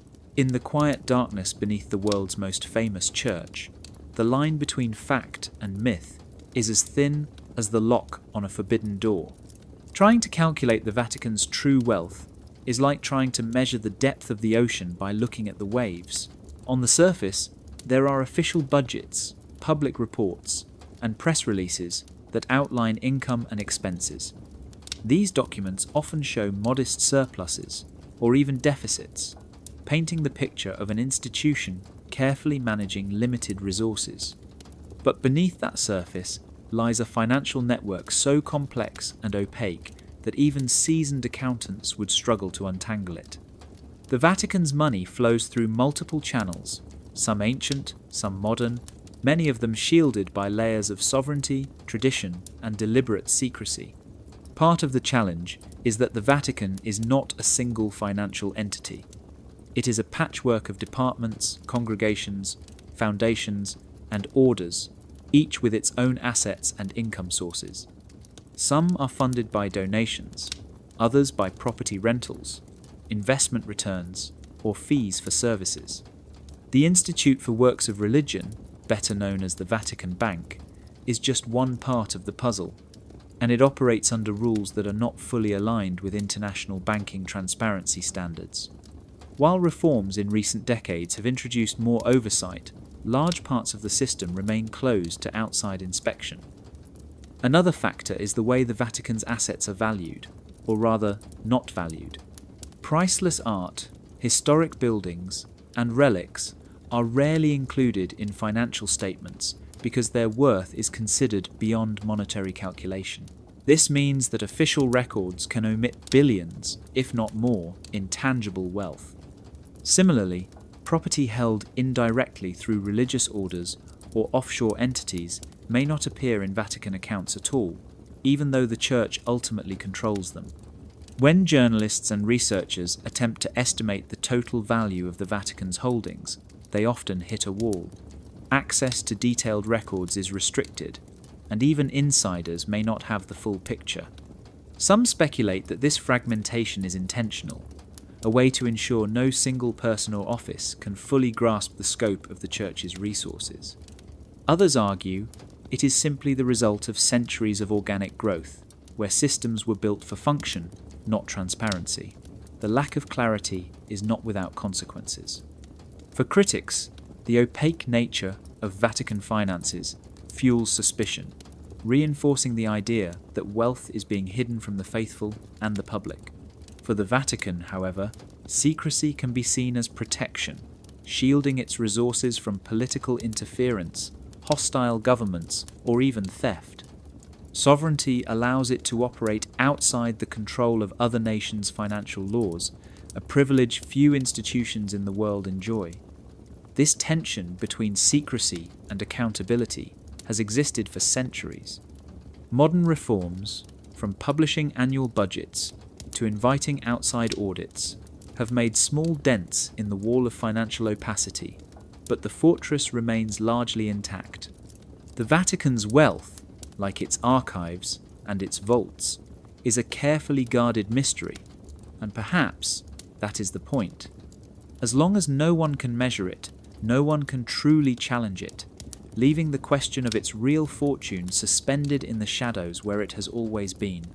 Speaking out against the Vatican's financial dealings has never been a safe career move, and in some cases, it has cost people far more than their jobs. Over the years, a quiet but steady stream of whistleblowers, former bankers, and even clergy have stepped forward to reveal what they saw behind the Church's walls. Their stories often involve allegations of corruption, money laundering, or the misuse of funds, and nearly all share a common ending: punishment, exile, or public discrediting. The price of breaking the silence can be steep, and the Vatican's ability to protect itself from scrutiny makes these acts of defiance all the more dangerous. One of the most famous examples came from a Vatican Bank president who resigned in the early 1980s amid mounting questions about questionable loans and mysterious financial ties. Not long after, the Banco Ambrosiano scandal exploded, and those who had warned of irregularities found themselves cut off from church circles and labelled as troublemakers. In other cases, lower-level employees who flagged suspicious transactions have reported being reassigned to obscure posts, stripped of responsibilities, or quietly dismissed. Clergy who speak out face their own unique risks. Priests who publicly criticize Vatican finances can be accused of disloyalty or violating their vows. Some have been sent far from Rome, assigned to remote parishes with no influence, effectively silencing them. Others have left the priesthood entirely, unable to reconcile their conscience with the demands of secrecy. In a few instances, insiders who shared documents with journalists faced legal action from the Vatican itself, prosecuted under laws meant to protect its sovereignty. The modern era has not changed the pattern as much as some might hope. In the 21st century, new scandals involving misuse of donations and questionable property deals have sparked the same cycle: revelations, denials, and consequences for those who spoke.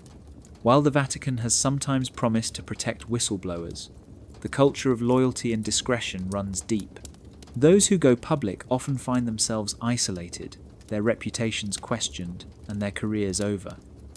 For journalists who have worked with these insiders, the risks are also real. Investigative reporters covering Vatican finances have been denied press credentials, had sources pressured to cut contact, or found themselves the target of smear campaigns. This climate of intimidation ensures that even when fragments of the truth emerge, they are rarely followed by full accountability. The irony is that many whistleblowers see themselves as defending the true mission of the Church, believing that sunlight will strengthen, not weaken, its spiritual integrity. Yet, in practice, challenging the financial status quo can mean stepping into a storm few are prepared to weather.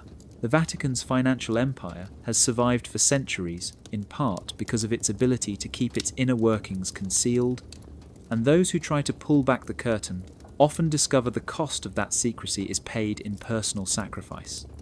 For them, the choice between silence and truth is rarely just about money. It is about faith, conscience, and the heavy weight of knowing what cannot be unseen. The Vatican often presents itself as a humble servant of the poor, an institution that survives on donations and directs its resources toward charity and spiritual work. Public statements emphasize that the Church has no real wealth of its own, only the means entrusted to it by the faithful, which it then redistributes to those in need. Photographs of popes embracing children in refugee camps, priests delivering aid after disasters, and nuns working in hospitals reinforce this image. Yet behind the carefully managed narrative lies a more complicated reality, one where charitable work is genuine but also functions as a shield against deeper questions about the Vatican's vast and largely hidden resources. Charity is, without doubt, a real part of the Vatican's mission. Billions of dollars flow each year to fund schools, hospitals, food programs, and shelters in some of the most desperate corners of the world. Missionaries operate in war zones, and Catholic charities provide aid in places where governments have failed. These efforts are often life-saving, and they form the most visible and admirable face of the Church's global presence. But the scale of these charitable programs, though impressive, is small compared to the total value of the Vatican's holdings in land, art, and investments.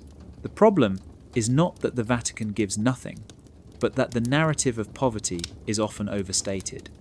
When questioned about its wealth, officials sometimes point to the limited annual operating budgets of Vatican City, ignoring the centuries of accumulated assets held by religious orders, foundations, and offshore entities tied to the Church.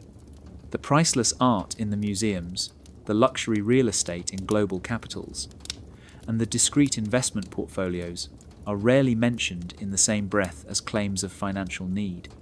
Some critics argue that publicizing charitable work while downplaying or omitting other financial realities is a form of strategic image management. By framing itself as barely scraping by, the Vatican can encourage more donations, while its most valuable holdings remain untouched and unexamined. The faithful are more likely to give if they believe their contribution is essential to keeping the lights on, rather than part of a revenue stream that also supports maintaining multi-million-dollar properties. There is also the matter of how charitable funds are managed. Investigations have revealed cases where money intended for aid was redirected to cover administrative costs or invested in unrelated projects. In one high-profile example, donations to Peter's Pence, a collection meant for direct charitable work, were partly funneled into property deals, including a controversial luxury investment in London, while the Vatican defended the decision as a way to grow resources for future charity. Critics saw it as proof that financial priorities were not always aligned with public claims. The tension between genuine good works and the need to protect the Church's image has existed for centuries. For the faithful, the challenge is to reconcile the reality that the Vatican can be both a force for compassion and a guardian of immense wealth. Whether its narrative of poverty is a sincere reflection of operational needs or a carefully crafted cover story remains a question that, for now, only those inside the walls can truly answer. The Vatican is one of the smallest countries in the world, barely more than 100 acres in size, but its sovereignty makes it one of the most legally untouchable. Recognized as an independent state since the Lateran Treaty of 1929, it has its own government, laws, and diplomatic corps. This unique status means it can operate outside the jurisdiction of other nations, making outside audits or legal investigations nearly impossible without its consent. For critics, this sovereignty acts as a shield, protecting the Vatican from scrutiny that any other financial institution or organization would face. For the Vatican, it is a safeguard of its independence, ensuring that no government can interfere with its spiritual mission. This legal immunity is not just symbolic, it extends to the Vatican's banking system, property holdings, and archives. When investigators in foreign countries suspect financial misconduct involving Vatican entities, they often find themselves blocked by jurisdictional barriers. Requests for records can be denied or delayed indefinitely, and any legal proceedings must respect the Vatican's diplomatic privileges. Even lawsuits filed against the Church in foreign courts can be complicated or dismissed because the Vatican is treated as a sovereign state with immunity from certain legal actions. The Vatican also benefits from its position as the spiritual centre of over 1 billion Catholics worldwide. Many governments tread carefully when dealing with it, wary of damaging diplomatic relations or alienating large segments of their population. This caution further insulates the Vatican from aggressive investigation. When scandals break, officials can respond on their own terms, controlling the flow of information and avoiding the kind of forced transparency that would be required in other contexts. Inside the walls, the Vatican maintains its own legal and financial systems. The Institute for Works of Religion operates under Vatican law, not the regulations of the European Union or any foreign central bank. While reforms in recent years have introduced anti-money laundering protocols and limited cooperation with outside regulators, these measures remain largely voluntary. The Vatican chooses which agreements to sign and which rules to follow, and there is no higher authority to compel compliance. This independence is often defended as essential to the Church's survival. History has shown that political powers can try to manipulate or control religious institutions, and the Vatican sees sovereignty as protection against such threats. Yet, in the modern world, where international cooperation is critical to combating financial crime, this same independence can also act as a barrier to accountability. The result is a system in which the Vatican answers only to itself, a privilege shared by few other entities on earth. For centuries, this untouchable status has allowed the Vatican to weather wars, revolutions, and scandals without losing its autonomy. Whether this is a testament to its resilience or an obstacle to transparency depends on where one stands. But there is no denying that as long as it remains a sovereign state, the Vatican will continue to operate in a legal space where very few can follow. The story of the Vatican's wealth is not one of a single act or a single century. It is a story woven through time, built layer by layer from the gold of empires, the land of kings, the tithes of peasants, and the treasures of faraway peoples. It is a fortune shaped by the tides of history, by war and peace, by faith and fear. If even part of this wealth was born from conquest, blood, and secrecy, then it forces a hard question for the faithful today. How do you reconcile the message of humility and service with an institution that sits on one of the greatest concentrations of wealth in human history? For some, the answer is to separate the spiritual mission from the human flaws that have marked the Church's path. They argue that the faith belongs to the people, not to the gold in the vaults or the art on the walls. The message of compassion, sacrifice, and hope can still be true even if the institution has stumbled. For others, the history of accumulation cannot be ignored. They see the wealth as a monument, not just to devotion, but to the compromises and moral costs of power. The splendour of St. Peter's Basilica is beautiful, but its beauty is complicated by the knowledge of how it was paid for. Modern believers face a unique challenge. In a world where transparency is often demanded of leaders and institutions, the Vatican's ability to keep its finances and its past largely hidden feels out of step. Younger generations raised on the idea of accountability may question why the Church's history of enrichment is not openly acknowledged. Some ask whether the treasures could be sold to feed the hungry or house the homeless, while others see them as symbols that should be preserved for their cultural and religious meaning. The legacy of this blood money is not just in the material it purchased, but in the habits it shaped. Secrecy became part of the institution's survival, and with secrecy came a resistance to change. This guardedness has helped the Vatican endure through centuries of political storms, but it has also left scars, mistrust, accusations, and the lingering belief that it answers only to itself. In the end, faith is personal. For some, knowing the history makes their belief stronger, because it proves that even flawed human systems can carry divine truths. For others, it becomes a breaking point, a reason to step away from an institution they no longer trust. The Vatican's wealth will likely remain, its origin story tangled in the roots of history. But the meaning of that wealth, whether it is a blessing, a burden, or a betrayal, is something each believer must decide for themselves. And that decision may be the most important legacy of all.